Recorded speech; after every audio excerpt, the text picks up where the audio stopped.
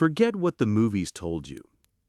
Castles were not the perfume-scented fortresses of noble romance. They were noisy, smoky, and above all, they smelled absolutely dreadful. Imagine this. You wake in the half-dark of a stone chamber, the air so thick with cold moisture that your breath seems to hang around you. The walls are sweating. The straw beneath your blanket smells faintly of mold, mixed with something worse, a sour animal scent that never really fades, no matter how much fresh straw is added. Somewhere beneath the floorboards or in a nearby corridor, a rat scurries, disturbing centuries of dust and droppings.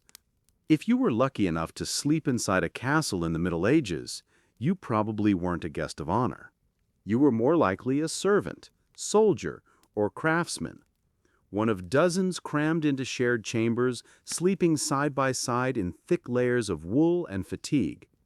The castle itself breathed with you, a living, sweating organism made of limestone, wood smoke, and people. You might think stone would keep the place clean, but stone keeps smell. It traps it, holds it. Every spill, every scrap of food left behind, every candle-dripping animal fat, all of it seeps into the porous walls. After a while, the castle develops its own personality, its own scent, a blend of damp, smoke, and something faintly rotten that no one really questions because it's always there. In the Great Hall, the day begins with firelight. Someone stirs the embers left from last night's feast, and soon the smoke begins to curl upward, black and oily. There is no chimney here. Not really, just a hole in the roof or a vent cut into the stone. The smoke fills the air before it escapes, coating the rafters with a sticky film. You cough into your sleeve, and the taste of ash lingers on your tongue. Breakfast is served, though you wouldn't call it breakfast. It's beer, bread, maybe a bit of salted meat, if you're lucky. Everyone eats at the same long table, hands greasy, dogs lurking beneath the benches, waiting for bones to fall. The smell of the hall is overwhelming, a combination of burnt fat, wet wool, and bodies that haven't been washed since the last festival. Soap exists, technically, but it's harsh, expensive, and usually made with lye that burns the skin. Most people rely on water alone, and water is not always clean. You might wipe your face with a damp cloth, but that cloth has been used by half your household. Your clothes, thick with sweat and kitchen smoke, are rarely washed. They're too valuable to risk in cold water. Instead, you hang them by the fire and hope the smoke kills the fleas. And the fleas are everywhere. You can feel them crawling sometimes, especially when the weather turns warm. You scratch absent-mindedly, as everyone does, and try not to think about the lice in your hair. Some nights you wake to feel a tickle along your neck, and you know it's not your imagination. Outside, the courtyard isn't much better. The ground is damp and muddy, covered in straw that's meant to soak up waste from horses and people alike. The castle's drains, if it has any, lead toward the moat, a murky ring of green water that serves as both defense and disposal. You throw a bucket of something foul over the wall, and it splashes down with a sound that's become too ordinary to notice. Now picture yourself walking through the keep, carrying water from the well. The bucket feels heavy, and the stone floor beneath your feet is slick with damp. Somewhere nearby, a chamber pot is being emptied. The smell of human waste drifts through the hallways, mixing with the sweetness of burning pitch. You breathe through your mouth. It doesn't help. You pass by the kitchens, and the smell changes. Roasted meat, onions, yeast, smoke, and beneath it all, the faint reek of something spoiled. Meat doesn't last long without cooling, even in a stone fortress. The kitchen workers do their best, salting and smoking, but rot has its own timetable, and once that odor settles into the air, it doesn't leave. The castle's latrines, called garderobes, are small stone closets built into the outer wall, a wooden seat over a hole. The waste drops straight down into the moat or a pit below. In theory, it's efficient. In practice, it turns the entire side of the castle into a giant chimney of smell. On a windy day, the breeze carries it right back inside. You can taste it in your throat as you pass by. If you were noble, you'd have your own chamber pot, a fine one, maybe pewter or ceramic. But fine or not, it still has to be emptied. A servant carries it out each morning, face blank, hand steady. It's an unspoken rule that no one speaks while it's done. That silence might be the only dignity the task has left. As the day goes on, the castle grows warmer, louder, and thicker with scent. Horses in the stables, men sharpening weapons, food boiling in great iron pots. The smoke from torches mixes with the musk of bodies and the sour tang of ale spilled onto the rushes that cover the floor. Those rushes, handfuls of straw, herbs, and leaves, are meant to soak up dirt and odor, but they are rarely changed. What started as a fresh carpet of greenery quickly turns into a compost heap underfoot. Children play in the corners. Dogs fight over scraps. Someone sneezes. Somewhere else, someone prays. The entire castle hums with life, and that life leaves behind traces. Every step, every cough, every spill, every careless drop of wine. At night, the air cools but doesn't clear. The fires die down, and the smoke hangs heavy in the rafters. The smell of sweat lingers in the bedding, the sourness of ale on the breath of the man sleeping beside you. Outside, the moat glimmers faintly in the moonlight, carrying away some of the castle's waste, but never enough. There's a saying, though no one remembers where it came from, that you could smell a castle before you saw it. Long before its towers rose against the horizon, the wind would carry the scent of its people, its kitchens, its stables, and its moat. Travelers joked about it. Locals got used to it. Those who lived inside didn't notice anymore. If you've ever walked into an old basement, the kind with damp walls and stale air that never quite changes, that's the closest modern comparison. Multiply that by hundreds of people, horses, smoke, and centuries of barely interrupted habitation. That was home. Even the walls themselves contributed. The thick mortar trapped moisture, encouraging the growth of molds and algae. The tapestries that hung from them to keep out the cold collected dust, insects, and grease from the cooking fires. They looked grand in candlelight, but they smelled faintly of smoke and wool soaked in oil. Some castles tried to fight back. Fresh herbs like lavender, thyme, and rushes were scattered across the floors, both for decoration and for deodorizing. The more you could afford, the more you used. Nobles often walked over beds of dried flowers, not for beauty, but for survival. Yet within days, the scent of rosemary and mint faded, replaced again by the overwhelming truth of daily life.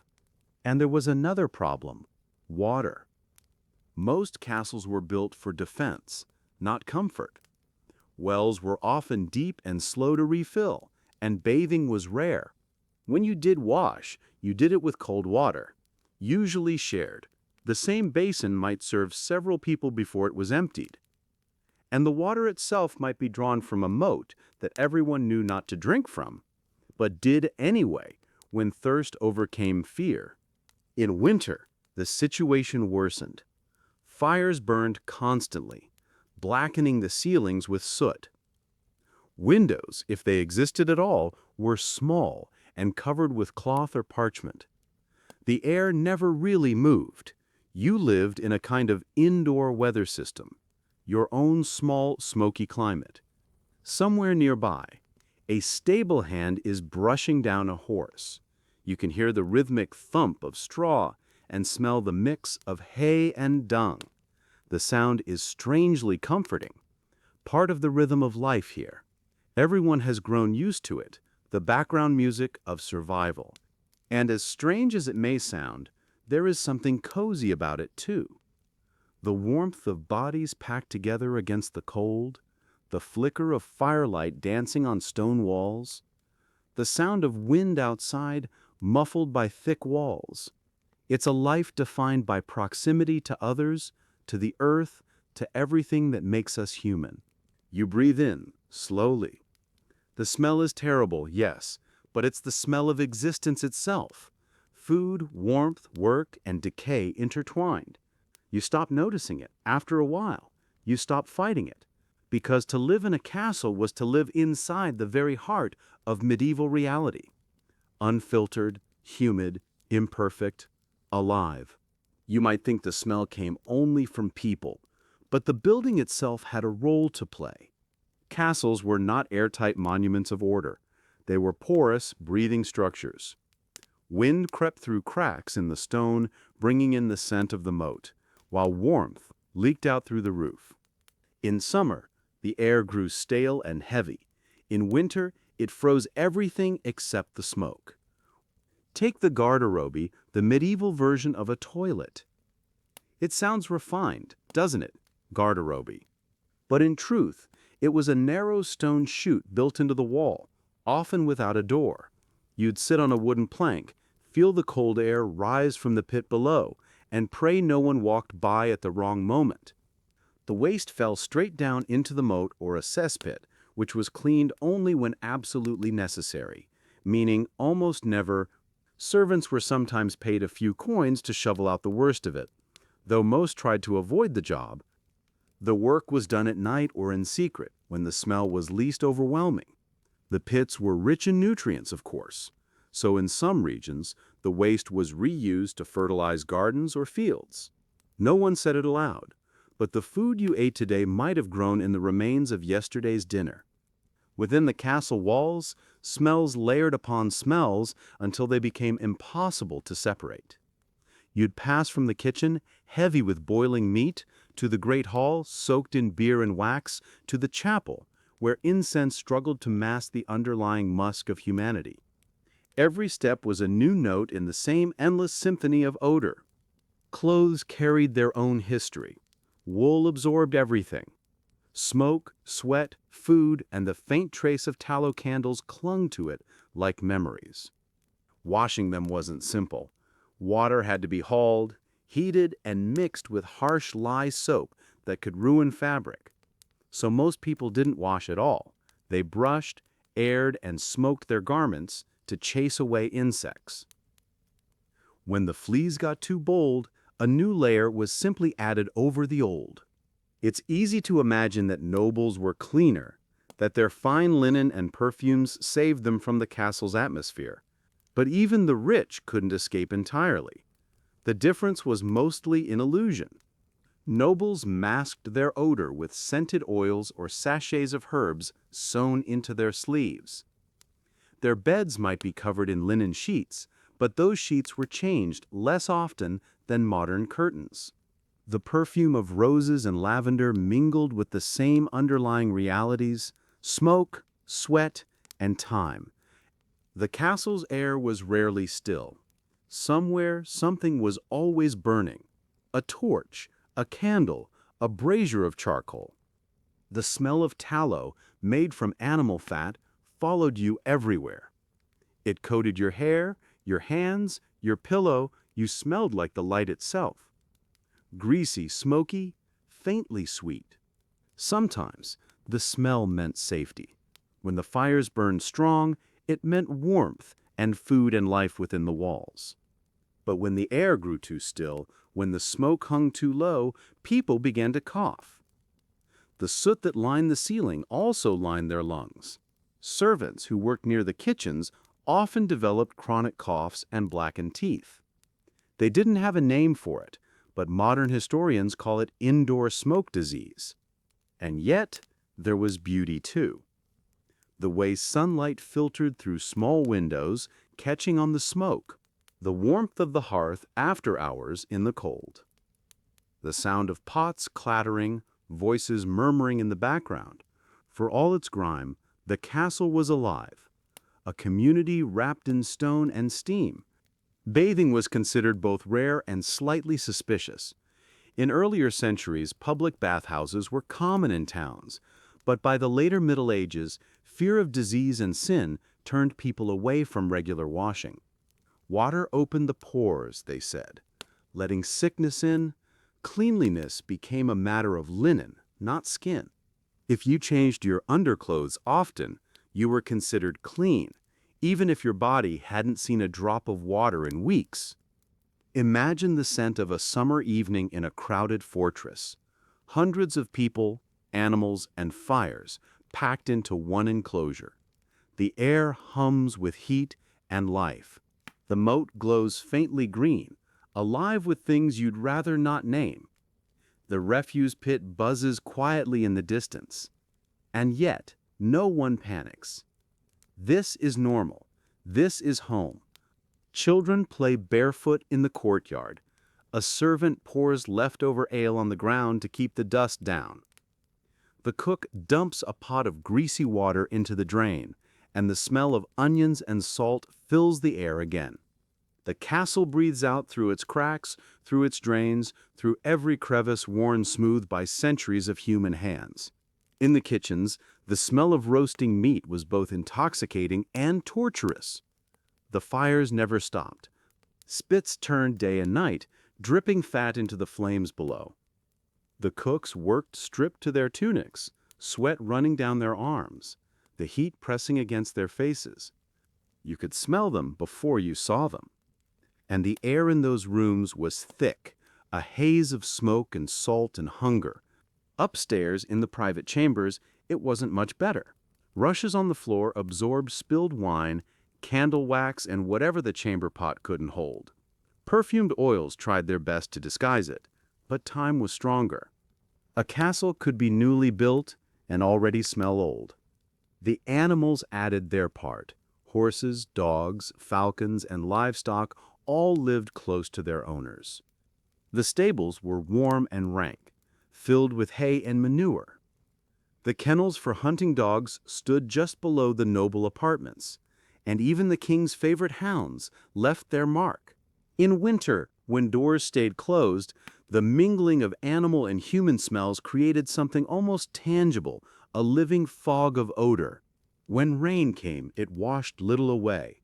The stone walls absorbed the moisture, releasing it slowly. The floors grew slick, the air heavy with damp earth and wet fur. Mold crept across wooden beams. Boots squelched. The scent of rot sharpened for a few days, then dulled again, part of the cycle of castle weather. Visitors often complained, though not openly. Chroniclers described the grandeur of the architecture, but rarely the air. A few, writing more honestly, mentioned that the great halls smelled of man and beast together. That was the polite version. At night, when everyone settled to sleep, the castle sighed, fires dimmed, torches guttered, and the faint hum of snoring filled the darkness. The smell of smoke lingered, softer now, almost comforting. Beneath it, the musk of hay, wool, and fatigue. You could tell where people slept by scent alone. In moments like these, you might feel strangely peaceful. You'd pull your cloak closer, feel the scratch of wool against your neck, and listen to the quiet breathing of those around you. Outside, the wind whistled over the battlements, bringing the faint smell of rain, clean for a moment before the moat reasserted itself. It's easy to forget that for the people who lived here, this wasn't filth, it was life.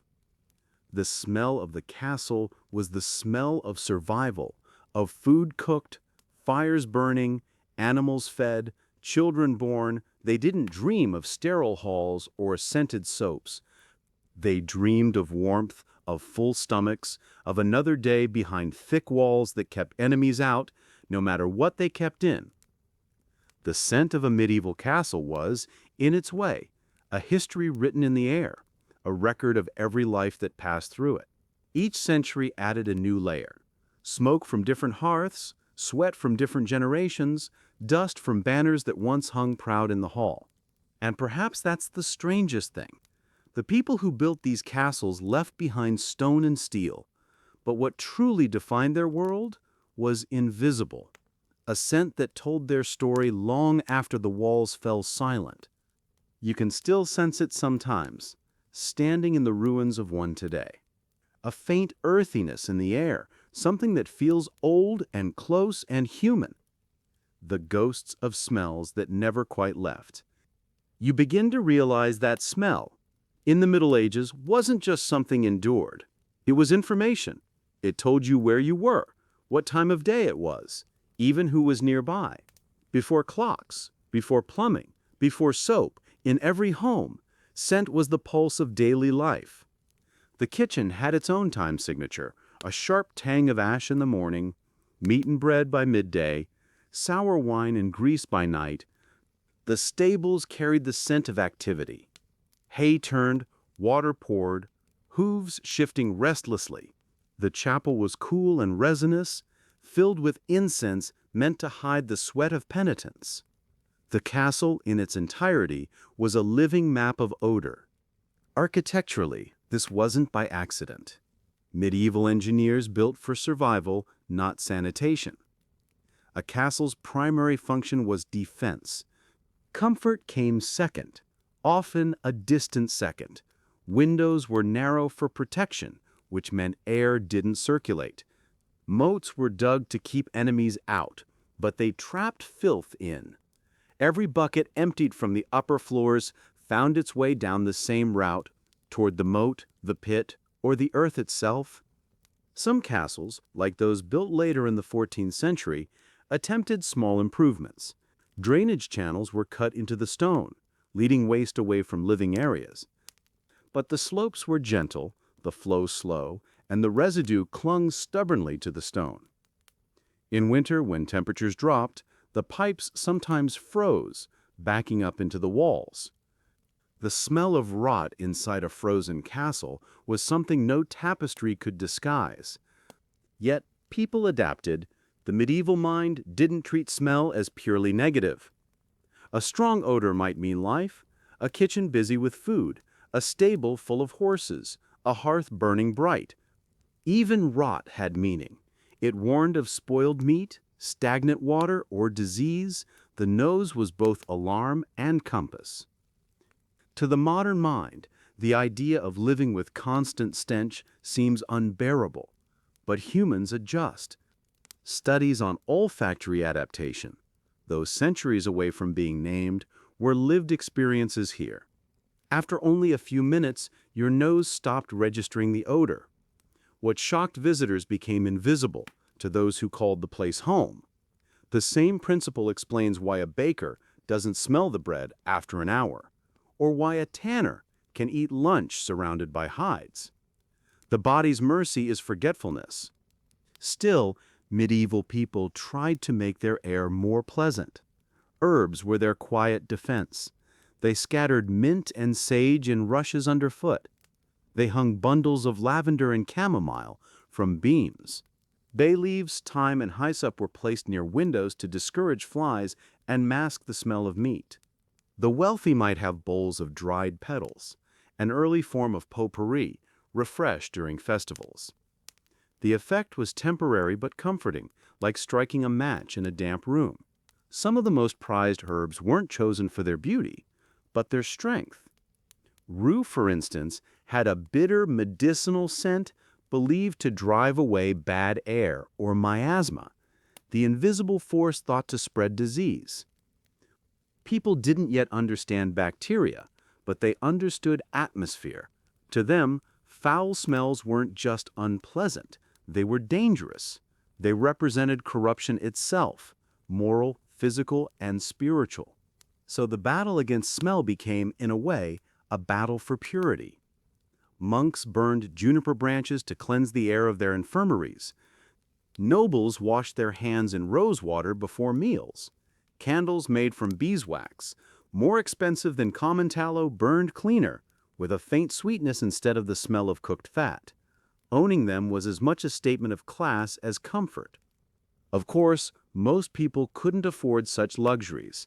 For them, smell was an unavoidable companion. A peasant working in the castle's lower levels might never see a beeswax candle. His world was lit by torches dripping grease onto the floor, their flames guttering in drafts. He would have known the scent of smoke, so well it became a part of him. His clothes, his hair, his breath. The combination of smoke and dampness did strange things to a building. The ceilings turned black. Wooden beams absorbed tar and soot, giving them a permanent sheen. Walls darkened with a fine, oily dust. When the wind shifted suddenly, you could taste centuries of residue. It wasn't dangerous. Exactly, not in small doses, but it was ever present. You carried it in your lungs like an inheritance. Inside the walls, life created heat, and heat created condensation. Moisture gathered behind tapestries, beneath rushes, and between stones. It encouraged mold and tiny fungi that feasted on wood and fabric alike. No one called it mold. They just noticed a greenish bloom that never seemed to go away. Sometimes it smelled faintly sweet, sometimes metallic, always alive. And yet the castle wasn't uniformly foul. Certain areas had their own strange kind of freshness. The upper battlements, open to wind and rain, carried the crisp scent of stone washed clean. The chapel, heavy with incense and candle wax, could feel almost divine compared to the great hall. Even the kitchens, though pungent, were reassuringly honest, their smoke a promise of food and survival. Modern scientists studying preserved waste from medieval cesspits have found astonishing detail. Pollen from herbs once used on floors, seeds from fruits eaten only by the wealthy, traces of parasites that reveal what kind of meat was undercooked. The past, it turns out, keeps its receipts, even in smell. Some latrine sediments still carry the faint aroma of what they once contained when rehydrated in labs. A ghost of odor that has traveled through time. You can imagine the irony. The very filth that once drove people to cover their noses now helps us understand their lives. Every whiff tells a story. What they ate, how they worked, how their waste was handled, and even what diseases plagued them. The stench they ignored became, centuries later, the historian's archive. Think of the air circulation in such a structure. No ventilation systems, no fans, just the slow natural movement of heat and pressure. Warm air from kitchens and hearths rose toward the upper floors, carrying smoke and moisture. It collected in the rafters, staining the ceilings and curling around banners. Cold air sank into lower chambers, where mildew and damp thrived. The castle was a living weather pattern, predictable in its misery. In spring, the thaw brought a different kind of stench. The ice that had sealed waste pits and drains melted, releasing months of trapped odor in a single day. Chronicles describe this as the awakening of the moat. Servants hurried to scatter herbs or burn resin to mask it, though there was little they could do. The castle simply exhaled. Despite all this, people still built more castles. Larger, grander, taller. They built them not for comfort, but for permanence, for the feeling of safety that only stone could give. The smell, in a sense, was proof of life. A silent testament that the place was doing its job, protecting the living, no matter how pungent that living became. You sit now by the great hearth, the embers red, the air thick with age. There's something hypnotic in the crackle of the fire, the dance of light across smoke. Your nose no longer protests. You can almost imagine what it was like to live here, to belong here. The castle's scent becomes a kind of music. Rhythmic, ancient, and oddly human. And as you drift into that imagination, you realize something else. Every home, every age, has its smell. Today's world smells of plastic and gasoline, detergent and asphalt. A medieval castle smelled of earth and fire, flesh and rain. Neither is cleaner, only different. One dissolves into the next. Carried on the wind of centuries, the castle breathes still. Somewhere in your mind, faintly smoky, faintly alive, the air humming with history. You lean back from the fire and listen to the quiet rhythm of the castle breathing around you. The sounds are small now, a door creaking somewhere down the corridor, The faint snort of a horse beyond the wall, the sigh of a draft slipping through stone. Everything smells the same, and yet different: smoke, straw, sweat, and safety. For the first time, you understand that this air, thick and human, has shaped the way people thought, prayed, and dreamed. Every life here was scented: the servant with his hands blackened from the hearth, the guard asleep in his mail, the cook with herbs clinging to her sleeves. Even the rats, even the dogs, belonged to the same invisible world of smell, and within it all, there was a kind of order, a rhythm of tolerance and adaptation. No one complained. No one could afford to. They simply breathed and carried on. The castle's stench was not a failure of civilization.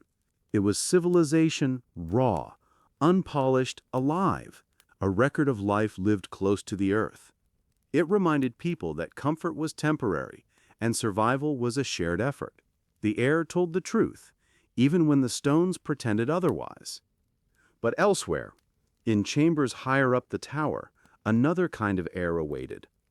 The same smoke, the same damp, but softened by silks and perfumes.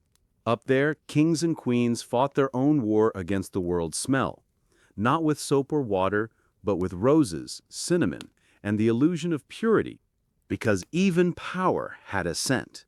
And for one king in particular, it became an obsession, a battle fought not on fields of war, but in the perfumed corridors of his court. Imagine being powerful enough to command armies, build palaces, and shape the course of history, and still lose the daily battle against your own smell. That was the quiet truth of kingship in the late Middle Ages. Even power, wrapped in velvet and crowned with gold, could not escape the air of the age. The odor of humanity rose through every court, every banquet hall, every silken curtain, and no one embodied this contradiction more vividly than King Henry VIII. But in private, his greatest enemy was the one that lingered closest: the scent of decay, sickness, and the inescapable body. To the modern world, Henry is remembered for his temper, his marriages, his grand appetite for both food and control. His palace at Greenwich, and later Whitehall, was designed to impress: marble floors, glittering tapestries, fountains perfumed with rosewater. Hundreds of courtiers crowded the corridors, servants, cooks, musicians, priests, each carrying their own trace of sweat, tallow, and damp wool. The royal air was no cleaner than that of a crowded fortress, just better decorated. Henry's court employed entire teams devoted to cleanliness, at least in theory. Yet beneath the surface of luxury was the same medieval problem: no plumbing, no ventilation, and far too many people. There were groomers of the stool, yeomen of the laundry, keepers of the privy lodgings, each with tasks that hovered between the practical and the unmentionable. To mask the ever-present scent of the human world, Henry turned to perfumes. Records from his wardrobe accounts list hundreds of vials: rose, musk, ambergris, and civet. The king's most trusted attendant was the one responsible for his chamber pot. It was considered an honor, a personal connection. But honor or not, the work was intimate in ways few modern servants could imagine. The king's linen shirts were washed in rosewater and sometimes sprinkled with ground spices, creating a cloud of sweetness that followed him through the corridors. But perfume was only a disguise. Underneath, the truth persisted. His body, aging and inflamed by injury, began to betray him. The last two came from animals: ambergris from the belly of whales, civet from the glands of a small cat-like creature. Both were wildly expensive, and both, ironically, had odors so strong they needed to be diluted before use. The wound on his leg, a deep ulcer that never truly healed, produced a constant sour odor that no amount of perfume could erase. Courtiers wrote about it in whispers, describing the king's temper growing worse as his health declined. Perhaps it wasn't just pain that drove his anger. Perhaps it was the awareness that for all his crowns and titles, he could not escape the human smell of his own decay. And yet he tried. His chambers were filled with herbs, changed daily by attendants. Sweet woodruff, lavender, and marjoram hung in garlands above his bed. The walls were rubbed with vinegar and rosewater to purify the air. Charcoal burned in small brass bowls to absorb bad smells, though it produced its own. Even his letters mention the struggle. Requests for more perfumes, cleaner rushes, and fresh linen of the finest scent. This obsession was not unique to Henry. Across Europe, rulers waged the same invisible war. Queen Elizabeth I demanded that her ladies carry pomanders, small metal balls filled with clove and citrus whenever they entered court. The French King Louis XI ordered his rooms fumigated with herbs twice daily. Even the Holy Roman Emperor's bath attendants kept flasks of vinegar ready to sprinkle over the floor, a ritual that mixed faith with fear. The sweeter the air, the safer you were. Perfume became not just luxury, but protection, a way of fortifying the body against unseen enemies. To smell good was to live well, and perhaps to live longer. The reason was more than vanity. Medieval and early Renaissance medicine believed that disease traveled through smell, through bad air, or miasma. In a world without antibiotics or running water, the royal nose was a barometer of health and order. The cleaner the scent, the more divine the rule. A foul odor near the throne could be seen as a moral failing, a sign that corruption had crept too close to the body politic. The king's perfumed presence, therefore, was as political as it was personal. Picture the scene: a banquet at Hampton Court. Dozens of candles burn low, dripping wax into pewter holders. The air is thick with roasted meat, garlic, wine, and the sweetness of apples stewing in honey. Courtiers fan themselves with perfumed gloves, embroidered with tiny gold threads. Somewhere a lute plays. Henry was not ignorant of this. His obsession with cleansing extended beyond perfume. He ordered the construction of stews, private bathhouses within his palaces, where he could soak in warm water scented with herbs. For a brief moment, everything smells like triumph. Then the illusion fades. The scent is intoxicating, rich, layered, heavy. But beneath it all, a faint undercurrent remains. The heat of bodies pressed too close, the damp of spilled drink, the sour edge of the moat outside. It was an indulgence both medicinal and symbolic, a king literally immersing himself in purity. The baths were lined with linen and heated by great copper furnaces, but even there, the water was drawn from nearby rivers, and what went in was rarely cleaner than what came out. And he was not alone in his struggle. In Spain, Queen Isabella was said to have bathed only twice in her life, once at birth and once before her wedding. In France, nobles powdered themselves so heavily with orris root that it clung to their wigs like dust. The king's body, despite all precautions, carried the signature of his age. Each layer of perfume, each herbal steam was a temporary peace treaty between man and nature. The scent of roses lingered just long enough to convince him he had won, before the castle's air reclaimed him again. Perfume was not merely fragrance, it was armor. In Italy, physicians recommended holding a pomander under one's nose during public processions to guard the soul through the nostrils. Even architecture began to follow scent. Palaces were designed with open galleries to carry wind through the rooms. In this perfumed theater, Henry VIII played his role perfectly. Every movement, every gesture, carried the weight of scent. Nobles dined amid bouquets of herbs, rosemary, sage, and hyacinth, arranged not for color, but for strength. The goal was not beauty, it was survival. Fountains gurgled in courtyards to keep the air moving. Kitchens were placed far from sleeping chambers, Though the smoke still found its way in, the air returned to what it always was, a mingling of bodies, smoke, and stone. In those quiet hours, perhaps even a king felt the truth of it, that no matter how gilded the bed or perfumed the chamber, the same air filled every pair of lungs. Yet at night, when the torches dimmed and the candles guttered out, the illusion dissolved, the herbs wilted, the rosewater dried. When he entered a room, courtiers bowed not only to his crown, but to the wave of fragrance that preceded him, a carefully blended message of power and distance. To smell the king was to remember your place. Some historians suggest that Henry's later isolation, his temper, his paranoia, was worsened by his illness, by the chronic infection, and the heavy perfumes meant to mask it. Smell, after all, is the most ancient of senses. It bypasses reason and memory alike, speaking directly to instinct. In the perfumed world of kings, that instinct must have whispered again and again that nature could not be conquered.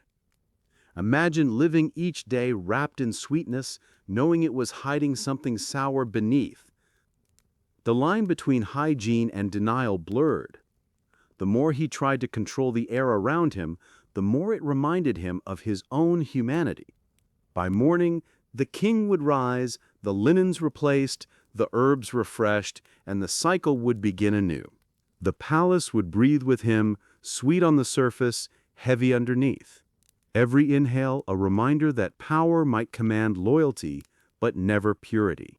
Because in the end, the medieval world was united not by language, not by crown, but by scent, the great equalizer. And somewhere beyond those perfumed corridors, in the stony hearts of castles across the land, the air was unchanged. The same smoke, the same damp, the same smell of ordinary life continuing. Indifferent to the efforts of kings, the rich may have lived above the stables, but the wind carried everything upward, eventually. Royal processions became parades of scent. Servants carried braziers burning with resin and herbs before the monarch, filling the air with what was called holy smoke. By the 16th century, the art of hiding smell had become an art of politics. Perfume was not only worn, it was staged. At the French court of François I, even letters were perfumed. Courtiers sprinkled ink with rosewater before sealing envelopes, believing that pleasant scent carried virtue through distance. As the king or queen passed, people inhaled and swore the air felt lighter, cleaner, almost sacred. No one would admit it aloud, but everyone knew why. The closer you stood to the royal body, the closer you were to the problem that no crown could fix. Physicians recommended wiping the skin with linen dipped in vinegar and herbs rather than washing with water. And still, the illusion was fragile. Beneath silks and brocade, the human body remained stubbornly medieval. Diplomats sent not just words, but atmosphere, the promise of refinement, purity, and control. To smell like a garden was to prove civilization itself. They claimed it opened the pores too much, so the nobles wiped but did not rinse. Sweat collected beneath layers of velvet, perfume thickened into syrup on the wrists, and the air around them grew sweet to the point of suffocation. The perfumes themselves tell the story of a society learning to live with its own decay. Musk, ambergris, civet, myrrh, all animalic, earthy, close to rot. To modern noses, they would smell almost unwashed. But to people then, that was part of their charm. A perfect perfume was not supposed to smell clean. It was supposed to smell alive. Women carried pomanders, small orbs of precious metal filled with scented paste suspended from their belts or wrists. Some were carved with intricate holes, allowing fragrance to drift like a small halo. In England, Henry's courtiers soaked leather gloves in these scents, so that every gesture released a hint of luxury. The very air around a noblewoman became an extension of her presence. It was an age of olfactory theater. The courtiers performed cleanliness not by being clean, but by convincing others they were. Their castles, after all, were built above the same sewers, and their feasts left behind the same bones and grease that clung to the rushes below. The irony was exquisite. Those most drenched in perfume often lived closest to the stench they feared.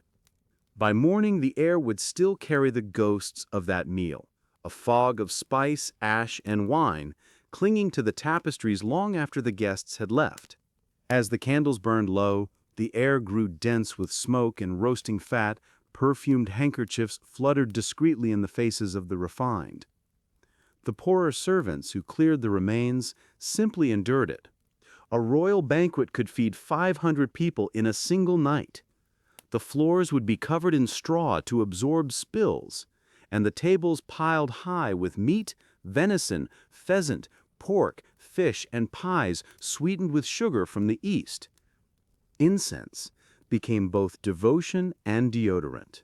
Myrrh, frankincense, and storax rose toward the vaulted ceilings, chasing away the scent of damp stone and too many people kneeling in wool. The holy air was perfumed because even prayer needed purification. Even churches were not free from the contest of smells. The clergy, though devoted to austerity, faced the same problem. Kings borrowed this lesson for their own use. The royal body became a kind of altar, anointed, perfumed, and presented to the public as an object of veneration. To approach the throne was to step into a ritual of scent. Royal laundresses were among the busiest workers in any palace. They scrubbed and boiled linen by the ton, using ash and lye in great steaming vats. The sweet air was part of the performance of power, and behind it all, servants worked tirelessly to maintain the illusion. The heat filled the courtyards with a sharp, soapy smell that most people associated with the queen herself. When travelers wrote that a royal residence smelled clean, they meant that the smell of laundry was strong enough to drown everything else. But the reality was relentless. Clean linen stayed fresh only for a day or two before the scent of life reclaimed it. The mixture of perfumes, oils, and sweat turned the royal bed into something oddly metallic, sweet and sour at once, like fruit left too long in the sun. Henry's physicians tried to help. And that perhaps was the deeper truth of the noble obsession with smell. It wasn't only about comfort or appearance.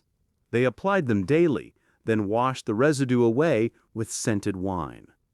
It didn't work, of course, but the effort continued, as if ritual itself might save him from the inevitable. They prescribed ointments made from honey, vinegar, and herbs to soothe his wounds and purify his flesh. Imagine being powerful enough to command armies, build palaces, and shape the course of history, and still lose the daily battle against your own smell. That was the quiet truth of kingship in the late Middle Ages. Even power, wrapped in velvet and crowned with gold, could not escape the air of the age. The odor of humanity rose through every court, every banquet hall, every silken curtain, and no one embodied this contradiction more vividly than King Henry VIII. To the modern world, Henry is remembered for his temper, his marriages, his grand appetite for both food and control. But in private, his greatest enemy was the one that lingered closest, the scent of decay, sickness, and the inescapable body. His palace at Greenwich, and later Whitehall, was designed to impress: marble floors, glittering tapestries, fountains perfumed with rosewater. Yet beneath the surface of luxury was the same medieval problem: no plumbing, no ventilation, and far too many people. Hundreds of courtiers crowded the corridors, servants, cooks, musicians, priests, each carrying their own trace of sweat, tallow, and damp wool. The royal air was no cleaner than that of a crowded fortress, just better decorated. Henry's court employed entire teams devoted to cleanliness, at least in theory. There were groomers of the stool, yeomen of the laundry, keepers of the privy lodgings, each with tasks that hovered between the practical and the unmentionable. The king's most trusted attendant was the one responsible for his chamber pot.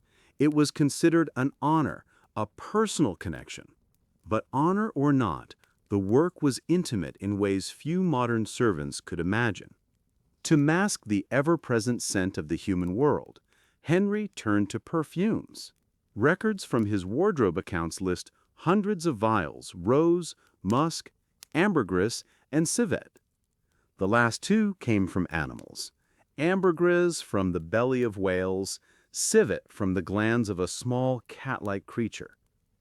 Both were wildly expensive, and both, ironically, had odors so strong they needed to be diluted before use. The king's linen shirts were washed in rosewater and sometimes sprinkled with ground spices, creating a cloud of sweetness that followed him through the corridors. But perfume was only a disguise. Underneath, the truth persisted. His body, aging and inflamed by injury, began to betray him. The wound on his leg, a deep ulcer that never truly healed, produced a constant sour odor that no amount of perfume could erase. Courtiers wrote about it in whispers, describing the king's temper growing worse as his health declined. Perhaps it wasn't just pain that drove his anger. Perhaps it was the awareness that for all his crowns and titles, he could not escape the human smell of his own decay. And yet he tried. His chambers were filled with herbs, changed daily by attendants. Sweet woodruff, lavender, and marjoram hung in garlands above his bed. The walls were rubbed with vinegar and rosewater to purify the air. Charcoal burned in small brass bowls to absorb bad smells, though it produced its own. Even his letters mention the struggle: requests for more perfumes, cleaner rushes, and fresh linen of the finest scent. This obsession was not unique to Henry. Across Europe, rulers waged the same invisible war. Queen Elizabeth I demanded that her ladies carry pomanders, small metal balls filled with clove and citrus, whenever they entered court. The French King Louis XI ordered his rooms fumigated with herbs twice daily. Even the Holy Roman Emperor's bath attendants kept flasks of vinegar ready to sprinkle over the floor, a ritual that mixed faith with fear. The reason was more than vanity. Medieval and early Renaissance medicine believed that disease traveled through smell, through bad air, or miasma. The sweeter the air, the safer you were. Perfume became not just luxury, but protection, a way of fortifying the body against unseen enemies. To smell good was to live well, and perhaps to live longer. In a world without antibiotics or running water, the royal nose was a barometer of health and order. The cleaner the scent, the more divine the rule. A foul odor near the throne could be seen as a moral failing, a sign that corruption had crept too close to the body politic. The king's perfumed presence, therefore, was as political as it was personal. Picture the scene: a banquet at Hampton Court. Dozens of candles burn low, dripping wax into pewter holders. The air is thick with roasted meat, garlic, wine, and the sweetness of apples stewing in honey. Courtiers fan themselves with perfumed gloves, embroidered with tiny gold threads. Somewhere a lute plays. The scent is intoxicating, rich, layered, heavy. But beneath it all, a faint undercurrent remains. The heat of bodies pressed too close, the damp of spilled drink, the sour edge of the moat outside. For a brief moment, everything smells like triumph. Then the illusion fades. Henry was not ignorant of this. His obsession with cleansing extended beyond perfume.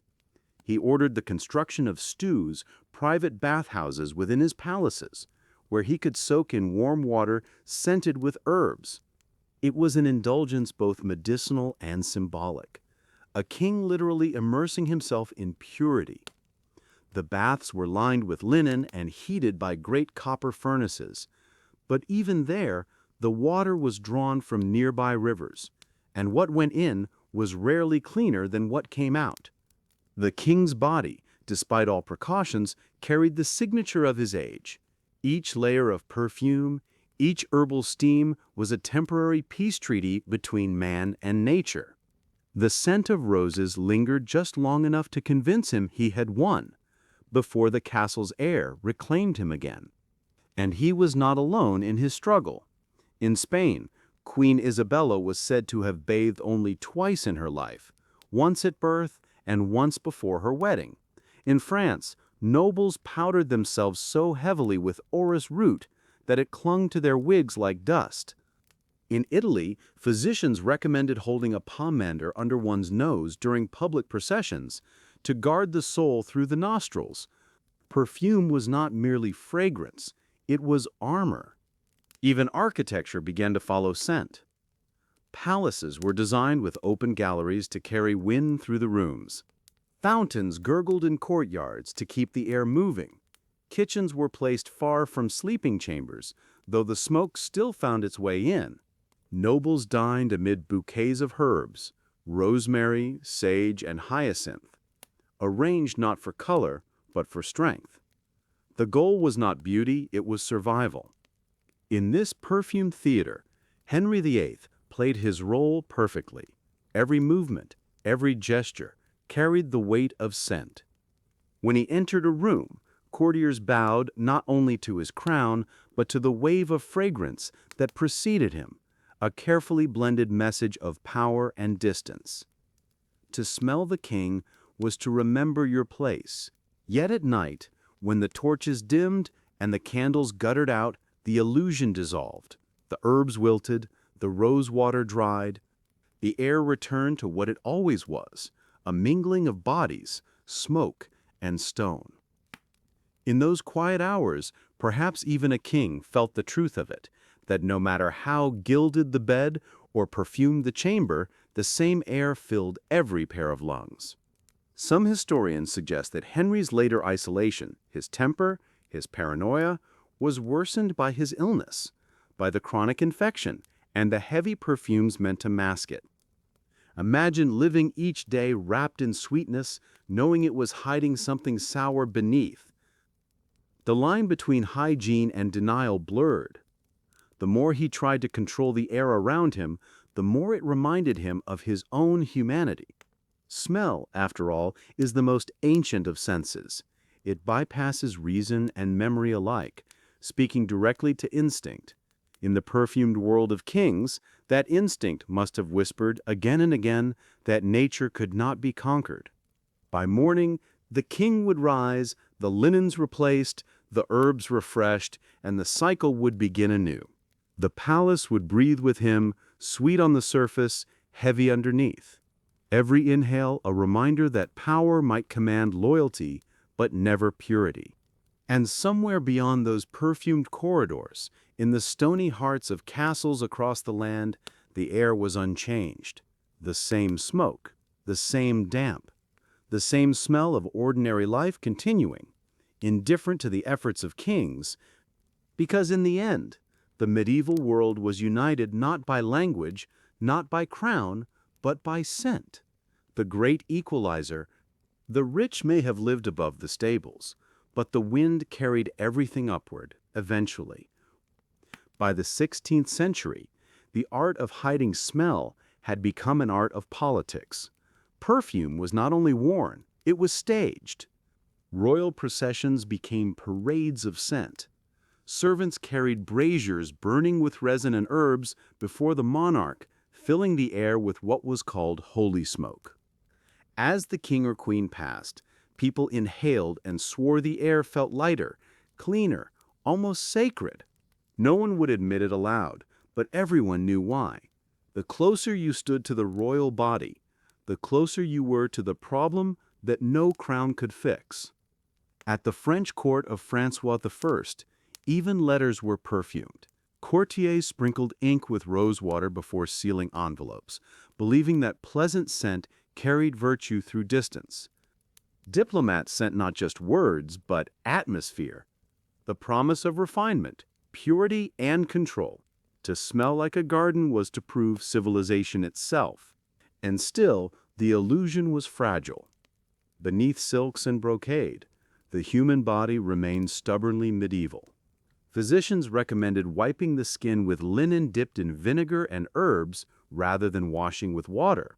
They claimed it opened the pores too much, so the nobles wiped but did not rinse. Sweat collected beneath layers of velvet, perfume thickened into syrup on the wrists, and the air around them grew sweet to the point of suffocation.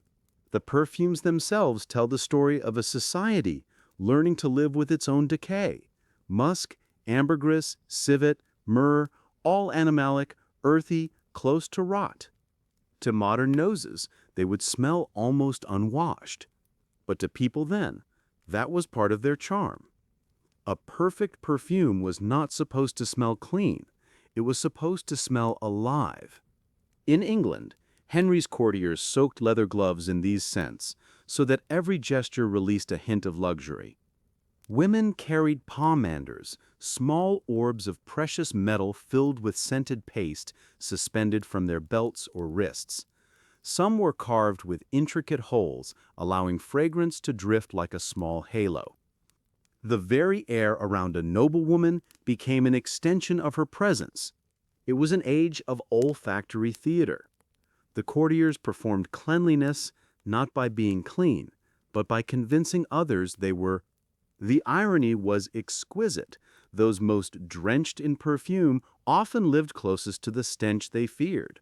Their castles, after all, were built above the same sewers, and their feasts left behind the same bones and grease that clung to the rushes below. A royal banquet could feed 500 people in a single night.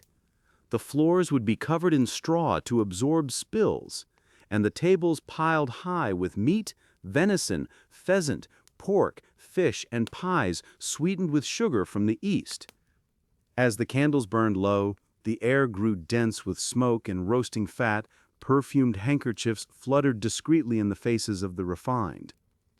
The poorer servants who cleared the remains simply endured it. By morning, the air would still carry the ghosts of that meal, a fog of spice, ash, and wine, clinging to the tapestries long after the guests had left. Even churches were not free from the contest of smells. The clergy, though devoted to austerity, faced the same problem. Incense became both devotion and deodorant. Myrrh, frankincense, and storax rose toward the vaulted ceilings, chasing away the scent of damp stone and too many people kneeling in wool. The holy air was perfumed because even prayer needed purification. Kings borrowed this lesson for their own use. The royal body became a kind of altar, anointed, perfumed, and presented to the public as an object of veneration. To approach the throne was to step into a ritual of scent.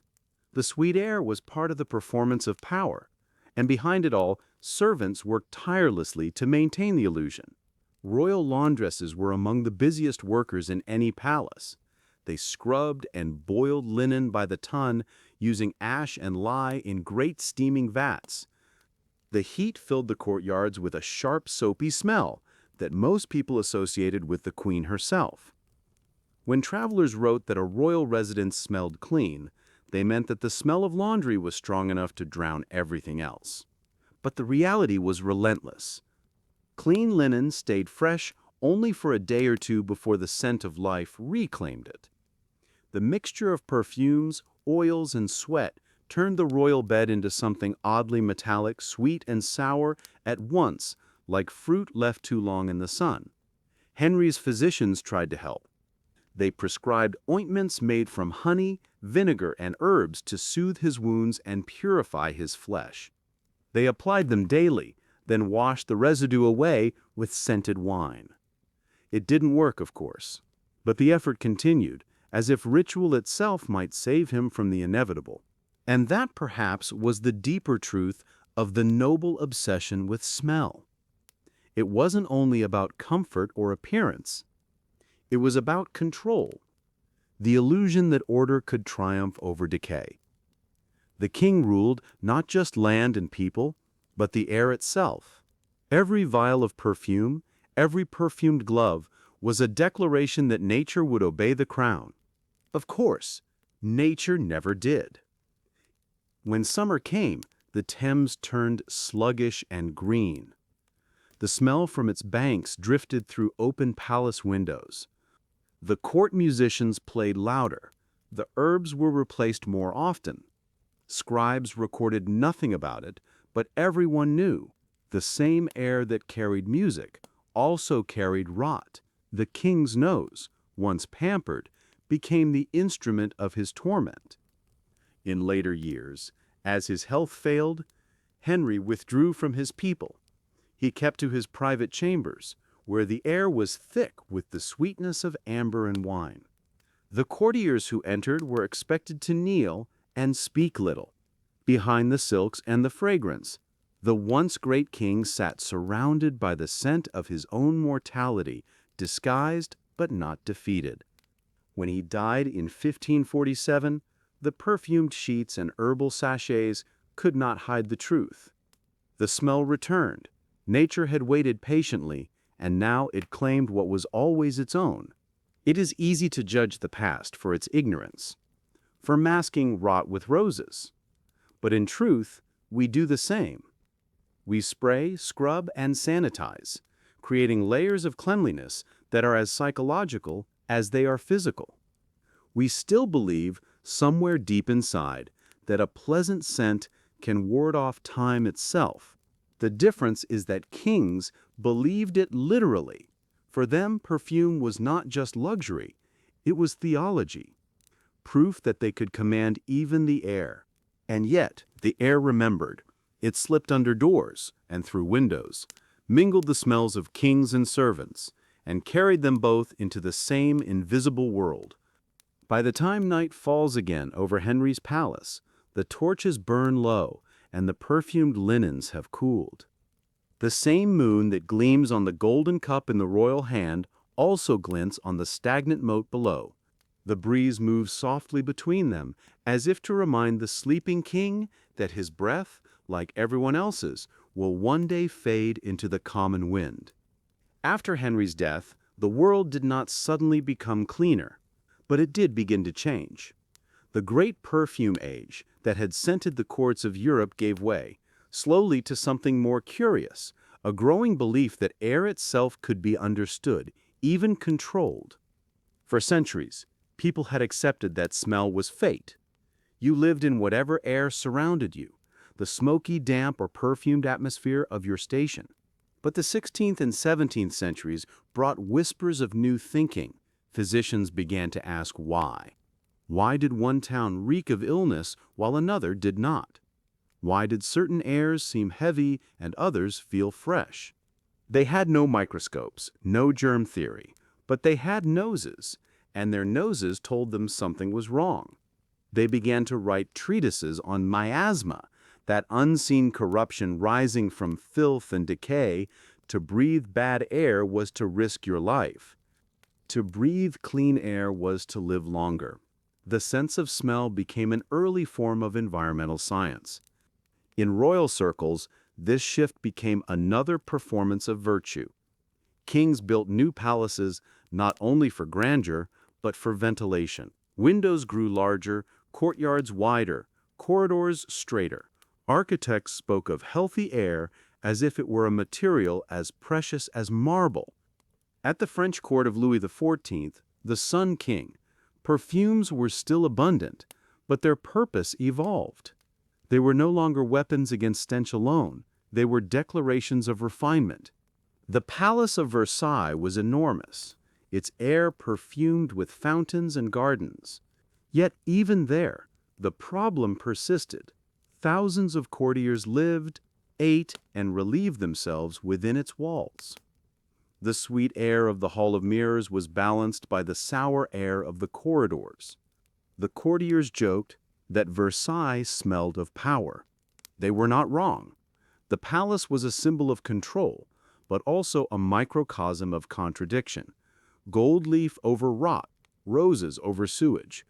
It was the old medieval castle dream, reborn in marble and glass, brighter, bigger, but still breathing the same ancient air. In England, the descendants of Henry's courtiers carried his habits forward. Queen Elizabeth I, though surrounded by roses and violets, bathed rarely. Instead, she changed her linens daily and dusted her skin with scented powder. The body became its own landscape, a garden of fabric and perfume.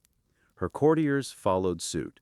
Whole industries rose around scent glove perfumers, pomander makers, oil merchants. The air of London filled with their craft, cinnamon, bergamot, resin, and smoke. Yet just beyond the palace gates, the streets told another story. The same Thames that carried royal barges also carried the city's refuse. Tanneries, butchers, and dye workshops poured their waste into the river. The smell of wealth and the smell of poverty met in the same current. People began to wonder whether these shared odors meant shared fates. Doctors noticed that plague seemed to follow the worst stenches. They believed the air itself grew poisoned.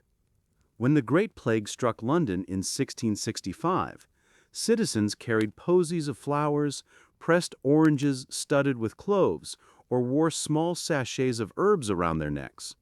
Children recited the rhyme that would outlive them, "Ring-a-ring-a roses," not realizing it was a lullaby born from the fear of breath itself. For the upper class, this fear became obsession. Rooms were fumigated with smoke from juniper and rosemary. Streets were washed with vinegar. Even letters carried a trace of panic, sealed with wax, perfumed, and sometimes sprinkled with powder before being opened. The human nose had become both guardian and judge. This new sensitivity changed everything. What had once been a mark of refinement, rich, musky perfume, began to seem suspicious, even vulgar. If strong scents were used to cover decay, then perhaps purity should have no scent at all. The pendulum began to swing. By the 18th century, the world of the nose was reversing. The wealthy began to equate cleanliness with absence. Absence of smell, absence of dirt, absence of visible life. Soap, once rare and harsh, became smoother, scented with lemon or almond. Linen was washed more often. Rooms were aired. The idea of fresh air, a luxury unknown to medieval builders, became a status symbol. And yet, even as the upper class escaped into their new clarity, the old world lingered in their walls. The great stone fortresses, now centuries old, still held the breath of those who lived there before. When explorers and restorers entered them, centuries later, they described a smell unlike anything else. Damp, mineral, ancient, a trace of wood smoke and sweat embedded in the stones themselves. The scientists who studied these ruins sometimes wrote about it in unexpected terms. The air, they said, seemed alive, as if the walls had memorized the people who once leaned against them. The human scent, faint and unmeasurable, had fused with the building. Time itself had a smell. In a way, Henry's perfume chambers were never truly cleansed. The roses and ambergris were temporary, but the air remembered the truth. Every candle that burned, every rush that rotted, every garment steeped in herbs left its fingerprint on the stone. Even today, if you step into the ruined hall of an old English castle on a damp morning, you can still feel it, that quiet, earthy heaviness, the smell of enclosed centuries, the scent of breath long gone but not forgotten. And it's humbling, isn't it?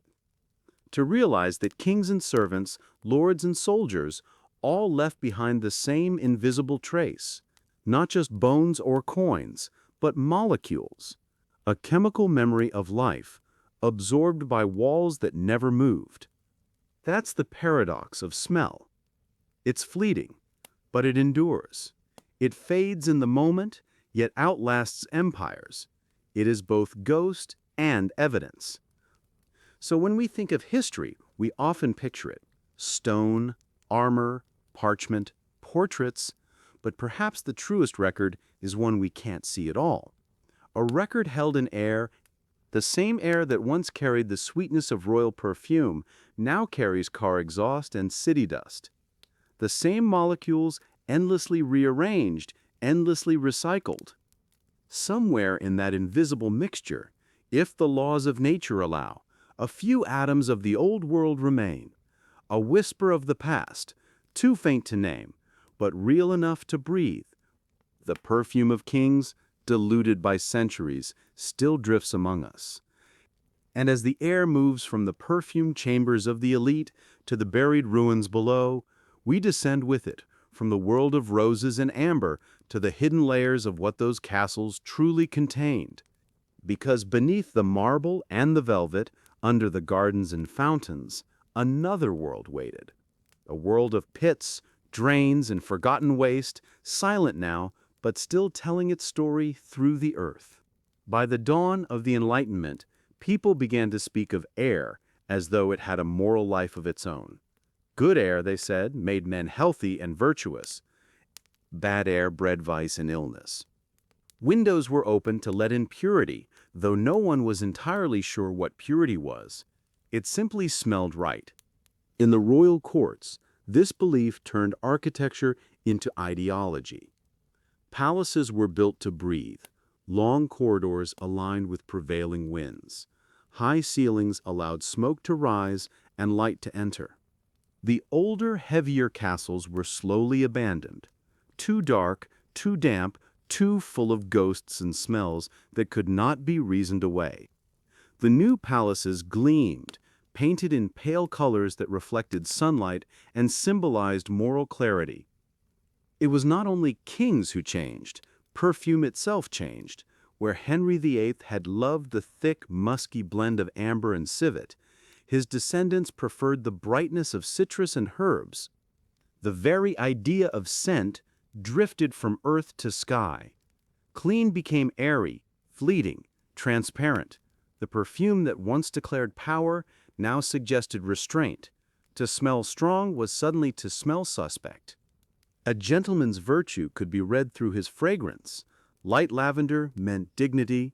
Bergamot meant intellect. The smell of musk, once royal, now whispered of indulgence and decline. The age of power scent was fading, replaced by the age of self-control. In France, the court of Louis XIV still shimmered with perfume, but his successor, Louis XV, demanded a more refined air. They called him le bien-aimé, the beloved, and his court at Versailles was so perfumed that visitors said it smelled of spring, even in winter. Perfume fountains flowed in the gardens, and silk handkerchiefs were soaked in scented water before every audience. Yet beneath the glitter, the fear of contamination remained. Servants still emptied chamber pots into the same courtyards where musicians played. The illusion of freshness was theatrical, fragile, beautiful in its denial. Smell had become etiquette. To be noble was to control one's own odor, and by extension, the odors of one's household. A clean-smelling servant reflected a clean master. The poor, by contrast, were described in terms of their air, rank, earthy, stale. The language of hygiene became the language of class.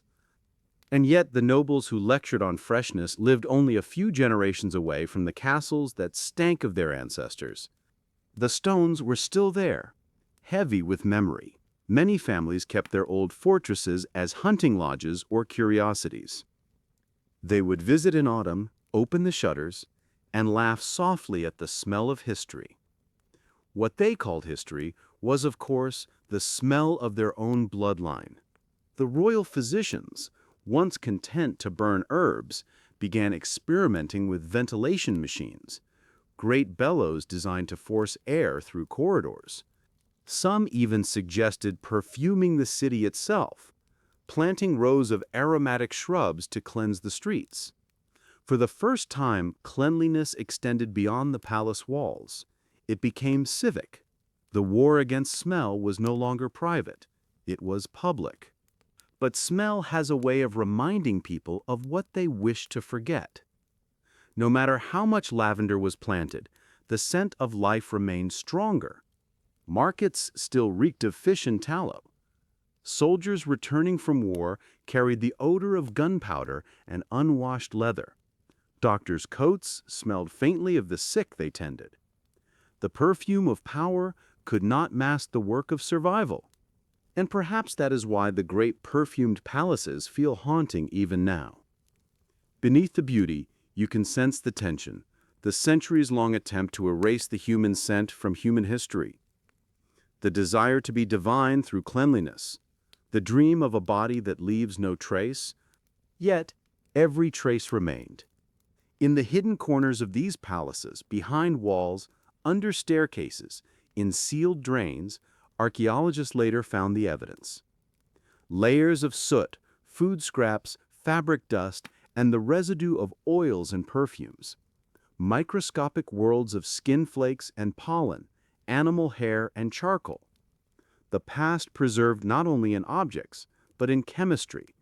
What perfumes smelled like in Henry's day, we can now reconstruct.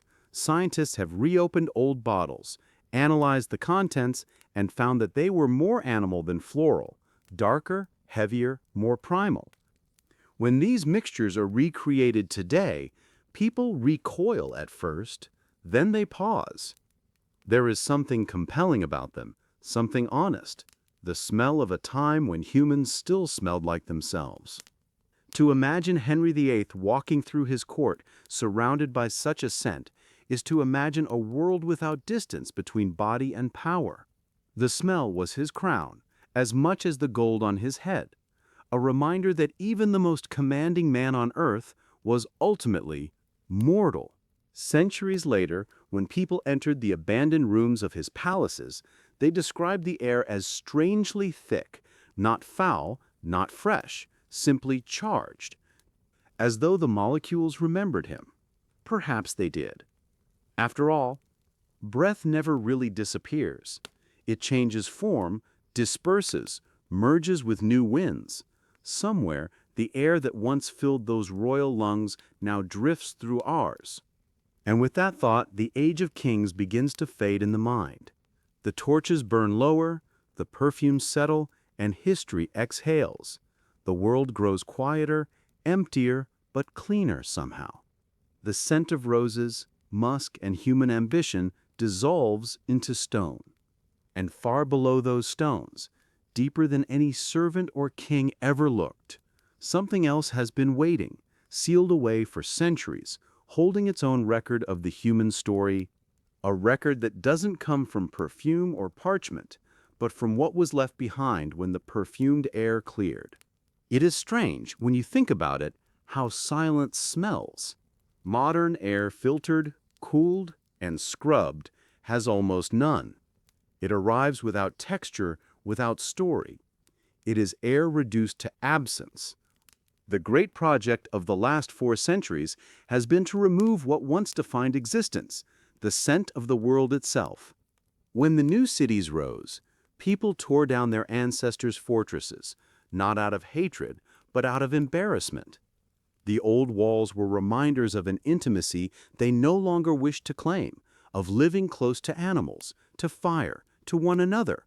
The dream of the Renaissance was light and distance, windows that opened, curtains that fluttered, corridors that carried a breeze.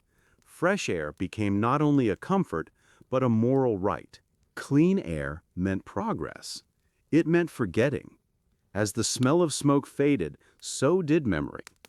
People stopped speaking of the heaviness of winter rooms, the sweetness of burnt fat, the sharp comfort of vinegar on the skin. The senses dulled in their cleanliness. History turned into images, gleaming armor, marble statues, empty halls. The smells were left behind, unrecorded, unmissed. But air remembers what we do not. Even now, when you step into an untouched ruin or the nave of an old church, something invisible reaches out. A faint trace of soot, of damp wood, of 1,000 extinguished candles. It is not a smell so much as a presence, the ghost of the past, waiting patiently for recognition. Perhaps that is why ruins feel so peaceful. They no longer pretend to be clean. The modern world outside may hum with sterility, but inside those stones the air still has weight. It moves slowly, carrying dust motes and the quiet pulse of age. You can almost hear the centuries breathing. The people who once filled that air are gone, but what they exhaled remains. Their smoke, their breath, their laughter folded into the molecules that drift above the earth. The old world is never truly lost. It simply becomes lighter, spreading thinner with every generation until it's everywhere and nowhere at once. In that sense, the story of clean air is the story of amnesia. Every window we open, every filter we change, takes us a little further from the tactile world of our ancestors. We live longer, but we remember less. We've traded smell for comfort and comfort for silence. And yet, beneath all that progress, the medieval world still waits, not in its palaces or its perfume bottles, but beneath them. Deep below the marble floors and the gilded chapels, under layers of soil and stone, lies the record of what the air once carried away. The waste, the dust, the fragments of life, too humble to preserve, all sealed in darkness, untouched by the wind of forgetting. There, the past is not perfumed or polished. It smells exactly as it did. And if you could follow that scent down through the cracks of time, through the corridors, through the cellars, into the ground itself, you would find that history never really disappeared. It simply settled, waiting. Imagine standing in the courtyard of an old castle at dawn. The sky is pale and still, the walls dark with age. The air smells faintly of moss and iron. Somewhere beneath your feet, deep under the flagstones and the slow roots of ivy, lies a world that was never meant to be seen again. Archaeologists call them middens, refuse pits, cesspools, latrines, and buried layers of discarded life. To most people, they are waste. To historians, they are time capsules. Every broken pot, every seed, every trace of ash is a whisper from a day that once felt as ordinary as your own. When you dig beneath a medieval castle, the first layer is dust. Centuries of wind-borne fragments, bone, grain, soot, the powdered remains of plaster and lime. Then, deeper down, the smell begins. Subtle at first, like damp stone, the soil changes color, darkens, softens. It begins to release its story. It's hard to describe the scent of buried centuries.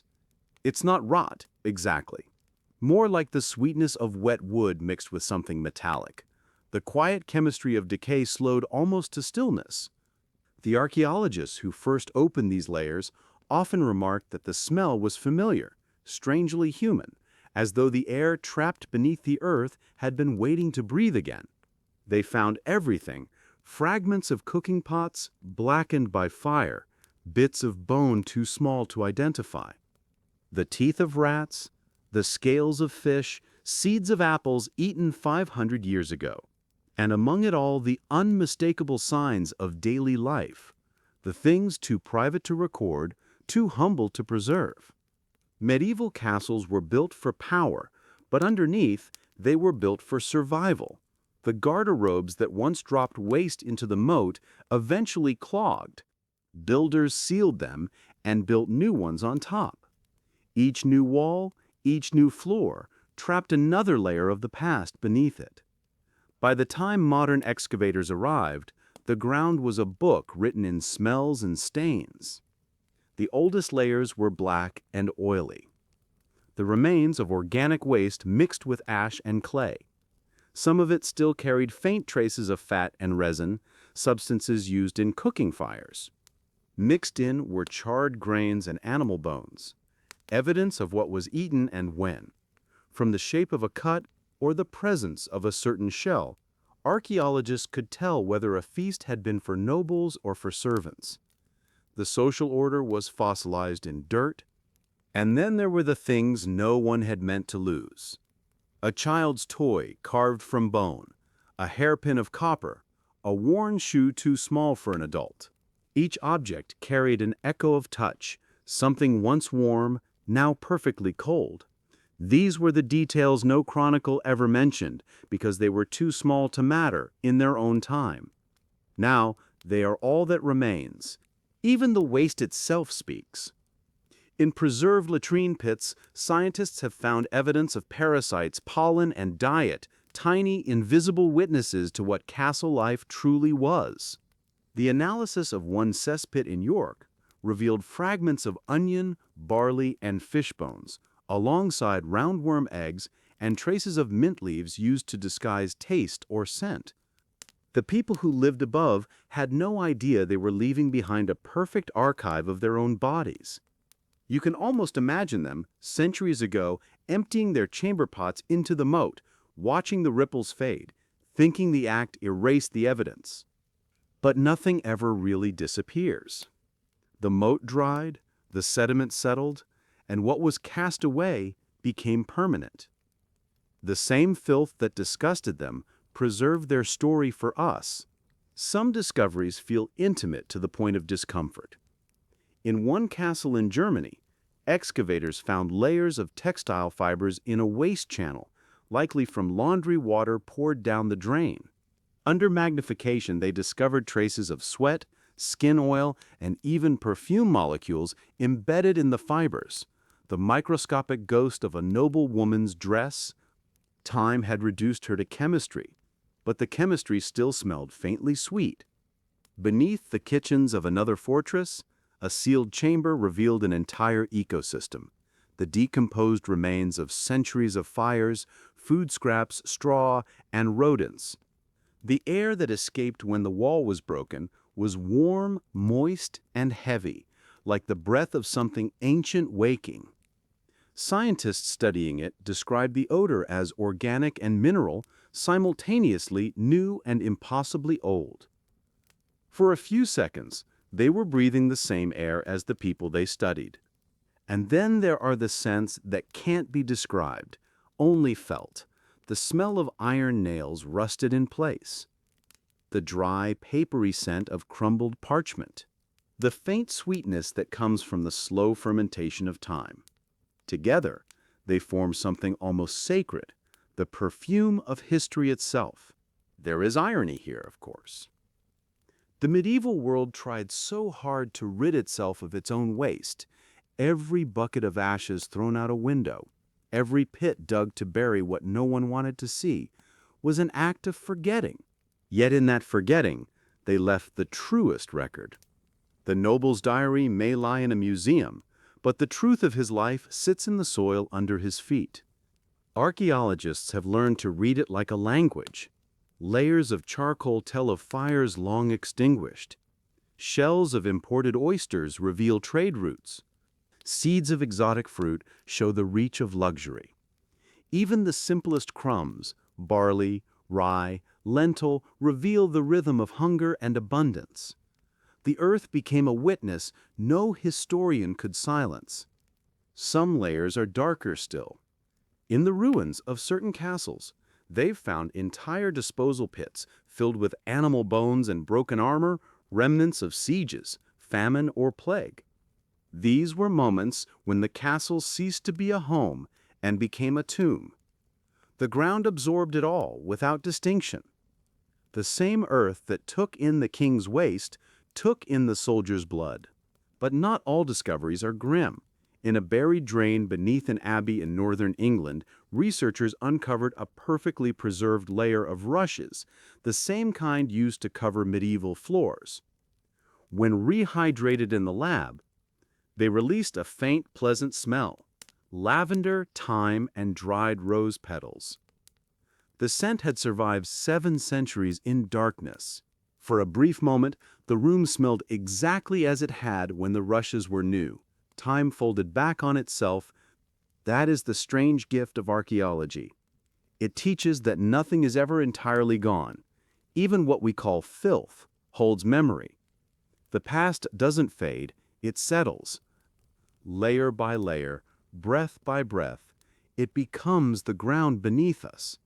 When you stand in the ruins of a castle today, surrounded by clean air and silence, you stand atop thousands of invisible lives compacted into stone and soil. Their smell, their warmth, their waste, everything they were became the foundation for everything we are. It's humbling to realize that civilization doesn't rise above filth, it grows from it. The polished floors of palaces once covered the muck of kitchens. The gardens where nobles strolled were planted on composted remains of their own households. Even progress has a scent, one that begins deep underground. And perhaps that's why archaeologists speak so gently about the layers they uncover. They don't call them trash, they call them deposit, because every handful of medieval dirt holds the breath of the living, the traces of hands that built, burned, loved, and forgot. If you could listen closely enough, you might hear it. The quiet hum of history exhaling beneath the soil. It's not unpleasant, only patient, waiting as it always has to be disturbed again. The smell of a castle may have vanished from the air above, but it endures down here, thick, ancient, and strangely comforting. And as the archaeologists rise back to the surface, blinking in the daylight, the clean wind feels almost foreign. The modern air seems too thin, too sterile, too empty of story, because once you've breathed the earth of the past, everything else feels faint. There is a moment, familiar to anyone who has worked in archaeology, that pause just before a discovery is exposed. The air feels different. The soil changes color or texture. A faint line appears where one age ends and another begins. It's quiet work, but strangely intimate. You are touching the breath of the dead. In medieval deposits, that intimacy often arrives through the ordinary. A handful of seeds, a broken needle, a fragment of leather hardened with age. Things so small you could overlook them, yet together they describe entire worlds. Under a microscope, these fragments become stories. A single piece of cloth fiber tells of trade routes, of looms turning somewhere far away, of dyes mixed in wooden vats. A layer of ash records a fire that burned for days. Even insects preserved in damp soil speak of forgotten seasons, flies that bred in summer kitchens, beetles that fed on old grain, fleas that once lived in straw bedding beside sleeping men. To the scientist, every trace becomes evidence. To the storyteller, it becomes empathy. You begin to sense the lives behind the dirt. One of the most revealing discoveries comes from medieval cesspits, the latrines of the past. When carefully excavated, their contents show astonishing detail. Plant pollen reveals what grew nearby. Fish bones show what was eaten during Lent. Parasite eggs reveal the illnesses that stalked people silently through their lives. The pits that once symbolized filth now read like diaries. From these layers, we've learned what medieval people actually tasted. The air above the table may have been scented with herbs, but the meals beneath it were heavy and unrefined. Barley, rye, salted meat, onions, peas. The occasional luxury figs, almonds, saffron, dropped into the mix like small acts of defiance against monotony. The soil remembers them all. We've learned, too, how their bodies bore the weight of their environment. Traces of lead from pewter cups appear in their bones, microscopic charcoal from hearth smoke settled in their lungs. Even the lime from plaster walls left its mark in their teeth. The castle, it seems, didn't just shelter them, it became part of them. Some discoveries are delicate beyond belief. In the latrine of an abbey, researchers once found the compacted remains of centuries of linen rags, used for washing. The fabric had dissolved into paper-thin layers, but its weave was still visible, like a faint memory pressed into earth.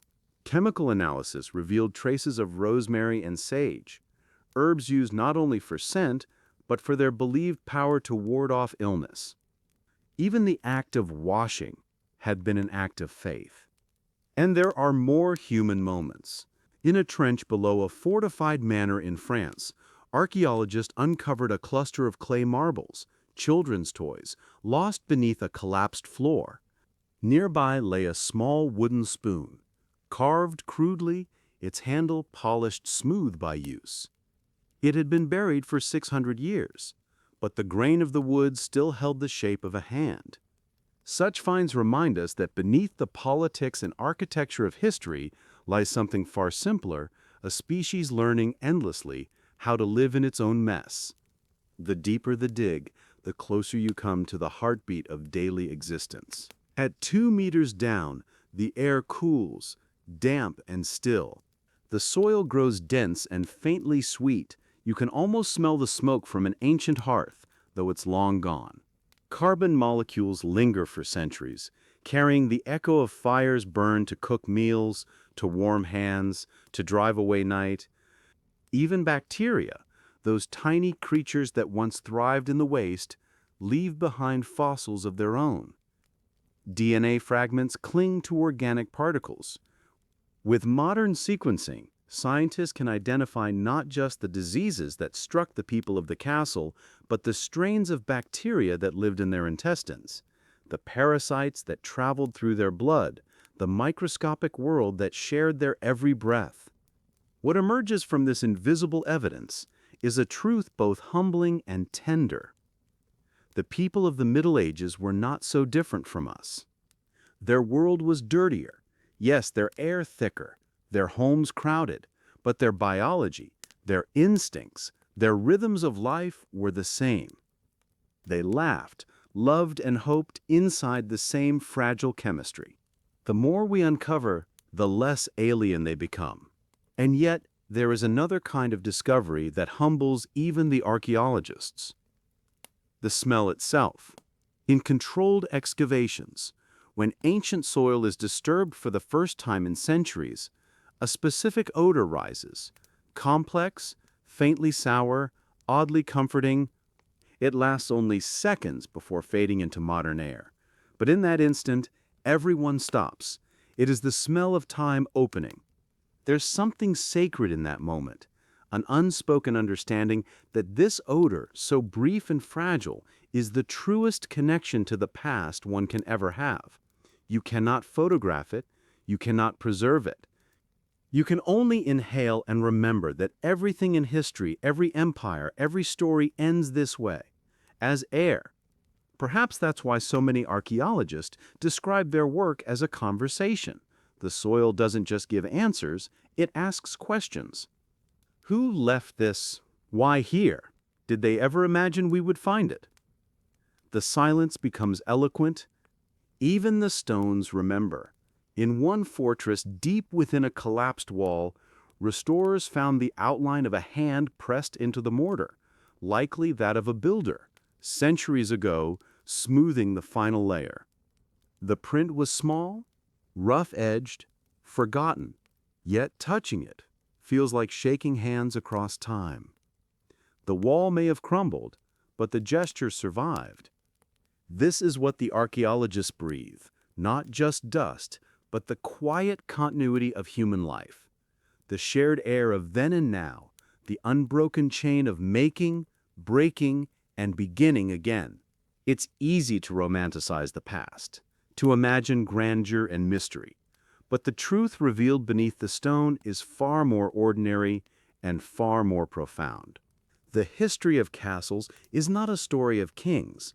It's the story of hands, hands that carried water, chopped wood, stitched linen, shoveled waste, hands that left fingerprints in the mortar, invisible until the earth gave them back. When the excavators finally cover their trenches again, sealing the soil for another generation, the air returns to stillness. The earth exhales once more, and silence settles. Somewhere above, the wind brushes the grass that now grows where a kitchen once stood. The scent of damp soil lingers on their gloves, faint, earthy, and strangely human. It is not a foul smell. It is simply the smell of life remembered. And as the workers pack their tools, they carry that scent with them, a reminder that the clean air of the modern world, for all its comfort, is empty without the memory of where it came from. Because everything that rises, every breath, every perfume, every prayer, eventually settles again. Back into the earth, back beneath the stone, back into history. When you rise from a dig, the change in air feels almost violent. After hours in the closed dampness of soil, the wind above ground rushes in like something alien, light, scentless, impatient. You blink against it, realizing how thin modern air has become, how quiet it feels without the weight of history pressing through it. The mind lingers below, though. You can still sense the earth's slow pulse, that warm, living odor of clay and centuries. It clings to the folds of your clothes, hides in your hair. For the rest of the day, no matter how often you wash your hands, the smell stays soft, mineral, faintly sweet, the smell of time itself refusing to be forgotten. It is in those moments that you understand what the buried world teaches. Civilization is not a clean break from what came before. It is a layering. Every brick of progress rests on something older, darker, and humbler. Every breath of modern air passes through the dust of all who came before. The line between waste and heritage is a fiction we created to feel comfortable. The archaeologists close their notebooks and pack their brushes, but they know the work never ends. The ground they reseal will one day be reopened by someone else, another set of hands, another generation searching for itself in the soil. The same breath will be released again, a little fainter, a little older, but still human. And above them, life continues exactly as it always has. Children laugh in the fields where soldiers once marched. Tourists take photographs beside the walls that once sweated with smoke. They comment on how clean the ruins smell, how peaceful, how pure. None of them know that the quiet they breathe is made from what lies below. The sun warms the stone. The wind moves through broken towers. The same air rises from the earth and swirls among the ruins, carrying with it the invisible trace of all it has touched: soil, ash, linen, skin, perfume, decay. You breathe it too, though you may not realize it. A molecule of air that once filled a medieval hall might drift through your window tonight. It may carry the faintest echo of a hearth long cold, of a candle that burned for a prayer no one remembers. Time circulates endlessly, folding its centuries into each breath. The people who built these castles thought their walls would last forever. In a way, they were right. The stone remains, but so does the scent, the dust, the chemistry of their days. They became the architecture itself, dissolved into the mortar, absorbed by the soil, whispered back to us through every excavation. And that is the quiet triumph of the earth. It forgets nothing, it only waits. If you listen closely, if you stand in a ruin at dusk and breathe slowly enough, you can almost feel the layers beneath you breathing back. The surface wind smells of grass and rain, but deeper down the older air still stirs, warm, dense, and full of memory. It moves upward in silence, mingling with the present, and for a fleeting moment, the past and the living share the same breath. That breath rises through cracks in the stone, through the gaps in ancient floors, through the forgotten tunnels of the keep, upward, always upward, until it reaches the great halls where candles once flickered against velvet and gold. It rises into the world of the noble and the powerful, the perfumed chambers where wealth was meant to triumph over decay. But the air that comes from below does not forget where it began. The air that drifts upward through the cracks in the stone carries a strange mixture, the breath of centuries, faintly sweet and sour, meeting the perfume of power. Up here, the walls are smoother, the light warmer, the voices softer. But beneath the fragrance of roses and beeswax, the same smell of life lingers, quiet, polite, and unignorable. This is the upper world of the medieval castle, the realm of silk, fur, and ceremony. The noble class who lived here believed themselves removed from the grime below, yet every breath reminded them otherwise. The fires that smoked in the kitchens rose through the floors. The warmth of animals in the courtyards seeped through the stone. The air of the servants' quarters, heavy with labor, found its way upward. The elite could decorate their surroundings, but they could not escape them. Imagine stepping into a lord's private chamber in winter. The fire burns low, the room dim with smoke and gold light. Tapestries hang from the walls, bright with embroidery, scenes of hunts, saints, and triumphs. Beneath their color lies the faint must of wool and dust. The bed stands tall, draped in velvet curtains to keep in the warmth. A fur throw rests across the sheets, still smelling faintly of the animal it once was. The air is thick with overlapping scents, the wax of candles, the oils used to polish furniture, the faint perfume of herbs scattered on the floor, and under it all, the subtle reminder of what no perfume can hide: people. Their breath, their sleep, their bodies living through another cold night in stone. The nobility called this comfort, compared to the courtyards below. It was. They had warmth, soft bedding, food brought to them in silver dishes, but luxury in a medieval castle was a kind of illusion. Beauty painted over necessity. The furs kept them alive. The perfumes distracted them. The walls confined them. Bathing was an event, not a habit. A great tub would be carried into the chamber, filled with water, heated in the kitchen, perfumed with rose petals or herbs. Servants would pour it, bow, and withdraw. The Lord would sink into it like a king into ceremony, the warmth fading as quickly as the illusion of cleanliness. By the next morning, the room would smell faintly of wet linen, smoke, and cooling water, a scent both comforting and melancholy. For the ladies of the castle, the rituals of scent were as elaborate as their gowns. Hair was brushed and perfumed with oils of lavender and rosemary.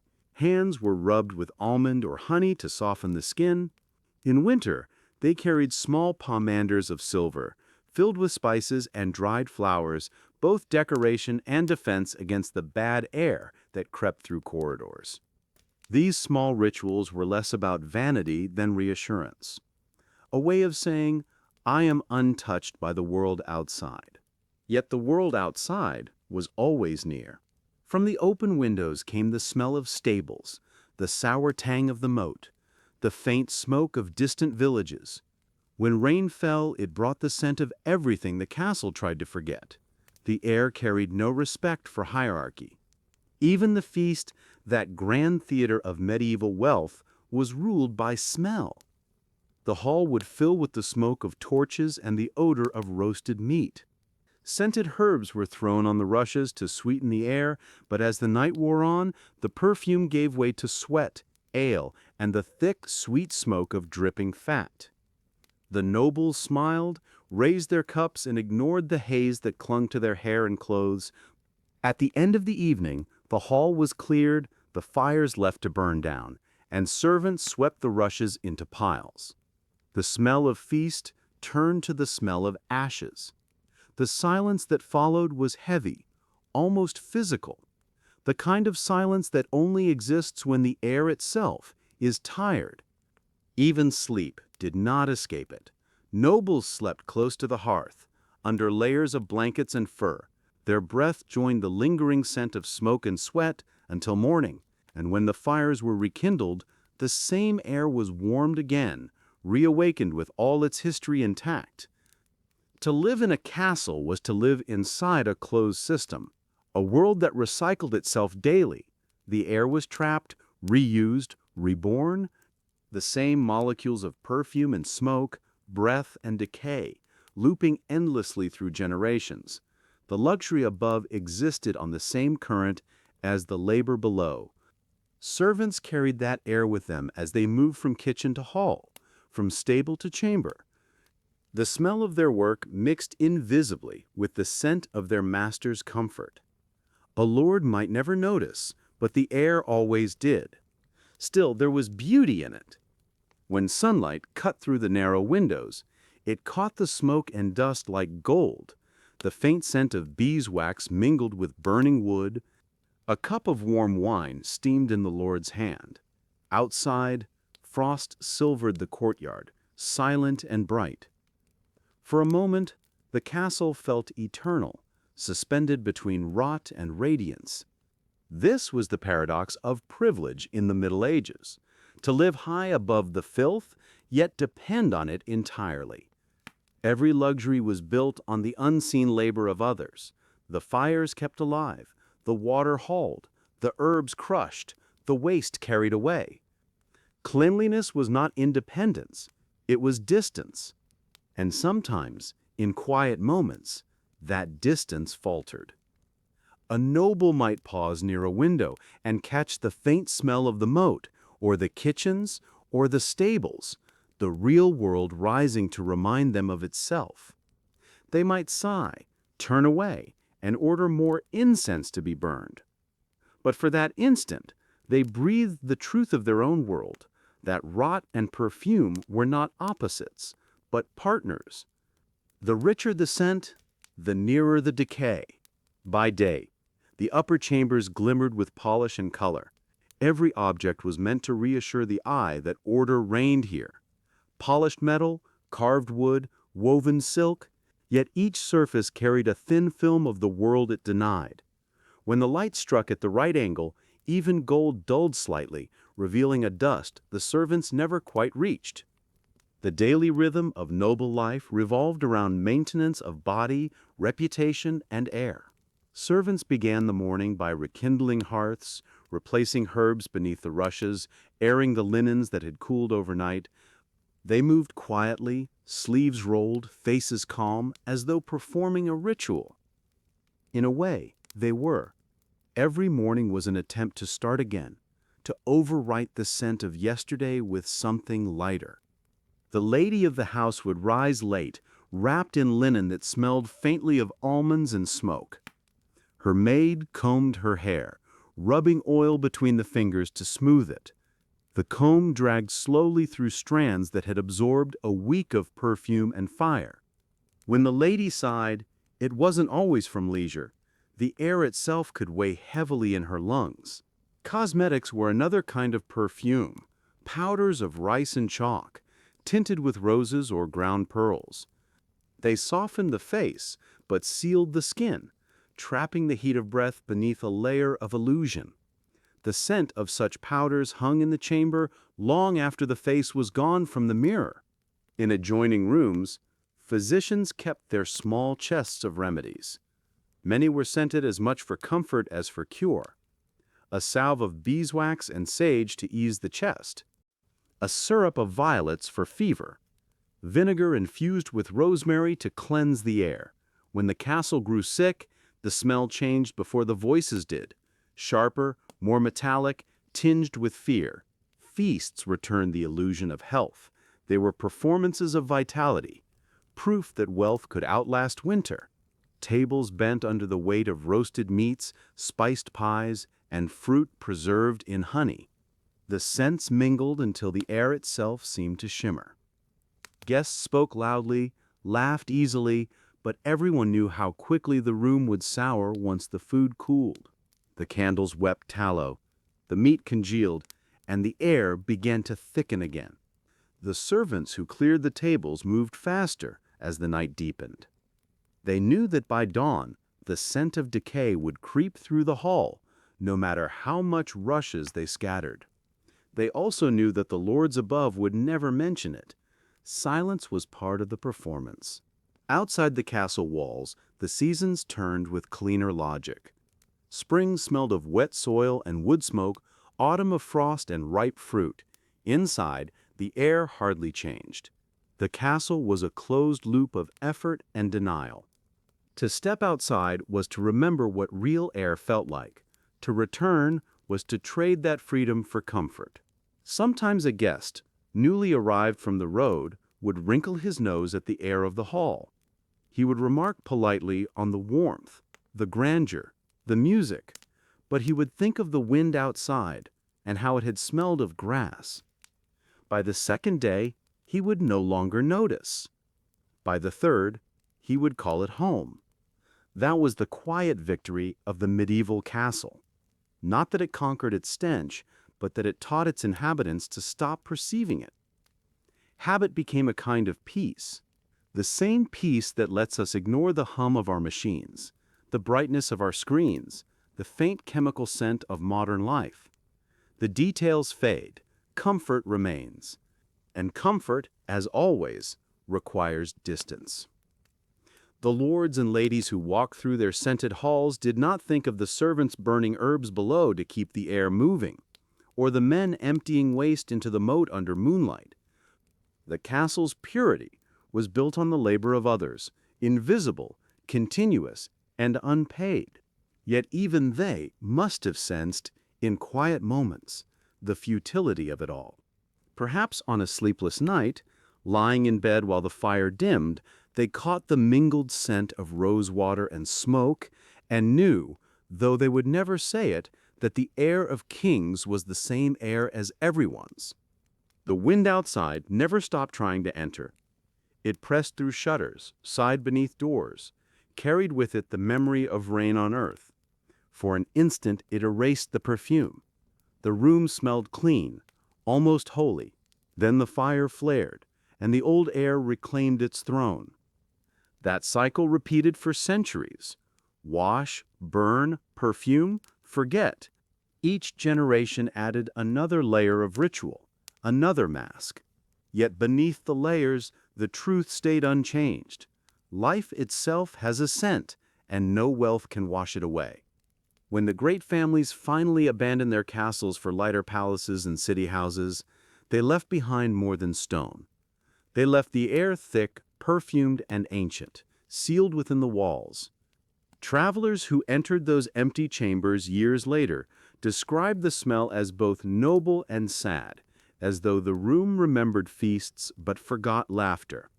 Even now, if you step into one of those preserved halls, you can feel it. Not rot, not cleanliness, something in between. The lingering breath of centuries suspended in calm. The air of privilege reduced to stillness. It's almost beautiful, the way it has mellowed with time. The sharpness is gone, the perfume faded, the smoke absorbed. What remains is harmony, the mingled ghosts of all that once tried to outshine decay and could not. And perhaps that's the truest definition of history. Perfume and rot, woven together until they are indistinguishable. As centuries passed, the castles emptied. Their fires went cold, their tapestries dimmed, and the air that had once trembled with the heat of so many lives began to settle. Dust thickened where perfume once drifted. The scent of roses and smoke faded into a single note, the still, mineral quiet of abandonment. In those abandoned halls, time did what it always does. It blended everything.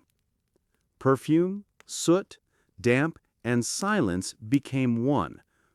What had once been a stage for the powerful turned into a kind of lung for the earth itself, breathing slowly through cracks in the stone. The rooms that once echoed with laughter and feasts now carried the softer music of weather, rain tapping against shutters, wind moving through corridors, the faint whisper of leaves brushing the walls. The smell of rot transformed into the smell of peace. And so the castles endured, neither clean nor filthy, but balanced, halfway between memory and forgetting. You can feel it still, standing inside one today. The air is heavy, but not unpleasant. It carries the faintest sweetness of old wood, the iron tang of stone, the trace of beeswax that never quite left. It's the kind of air that feels alive, not fresh, not pure, but truthful. It reminds you that life, in every century, has always been a compromise between beauty and decay. For the nobles, that compromise was made of perfume and pride. For the servants, it was made of labor and endurance. For the archaeologists centuries later, it was made of dust and discovery. But it is the same compromise. It always will be. The history of castles is not a tale of filth alone, or of refinement alone. It is a long conversation between the two, a struggle to live gracefully in a world that refuses to stay clean.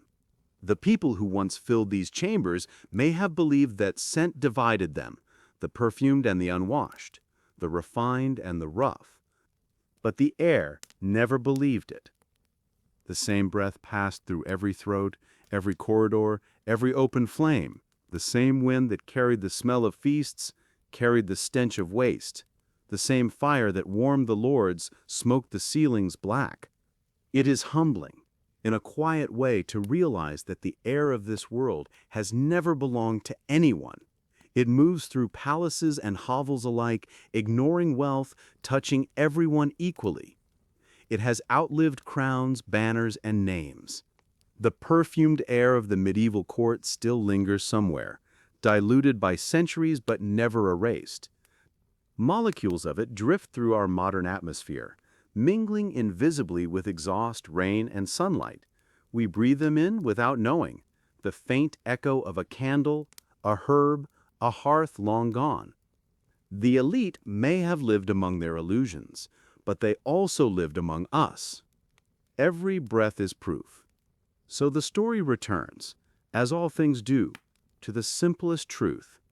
The castles may have crumbled, the perfumes may have faded, but the air remains, vast, ancient, endlessly recycled, carrying the memory of everything we've been. If you stand in the ruins at dusk and breathe deeply, the air feels heavy but kind. It does not judge. It remembers everything, but quietly. It accepts both perfume and decay, kings and servants, glory and ruin. And maybe that is what keeps it beautiful. Not its purity, but its patience. Because in the end, history doesn't smell clean. It smells human. The castle is silent now. The fires are out, the halls empty, the stones cooled by centuries of rain. Only the air remains, moving softly through the ruins like a memory that refuses to leave. Somewhere below, the earth still holds what the walls have forgotten. The traces of lives lived too closely to be clean, too briefly to be recorded. The smell of smoke, of sweat, of patience, the chemistry of survival, buried but not lost. Somewhere above, the echo of power still lingers. Faint as perfume, thin as pride. The scent of roses and resin, of hands that once believed they could master the world simply by masking it. The illusion of purity, fading gently into time. And between them lies the truth. That history isn't made of kings or wars or inventions, it's made of breath. The same breath that fogged the air in the servants' quarters, the same that filled the lungs of monarchs and soldiers alike. The same air that moves through your room now, quiet and invisible, carrying the dust of every century that came before. If you listen closely, you can almost hear it, the slow rhythm of time exhaling. It doesn't rush, it doesn't argue, it simply moves, through walls and seasons, through our lives and theirs. What once smelled of filth and fire now smells of nothing at all. And in that nothing, everything remains. Perhaps that's the real legacy of the medieval castle, not its stones or stories, but its air.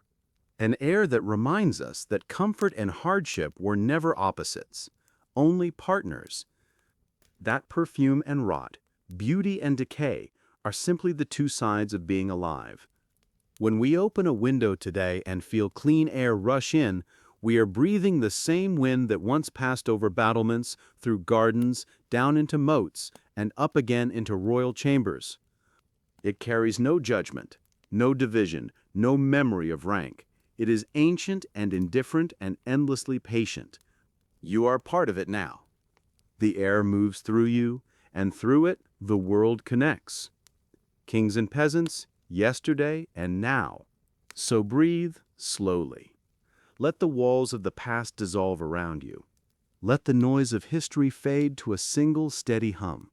And as you drift towards sleep, imagine the world settling, castles crumbling gently into earth, fires dimming to embers, the last curls of smoke vanishing into the night sky. The story is over, but the air continues. Quiet, familiar, human.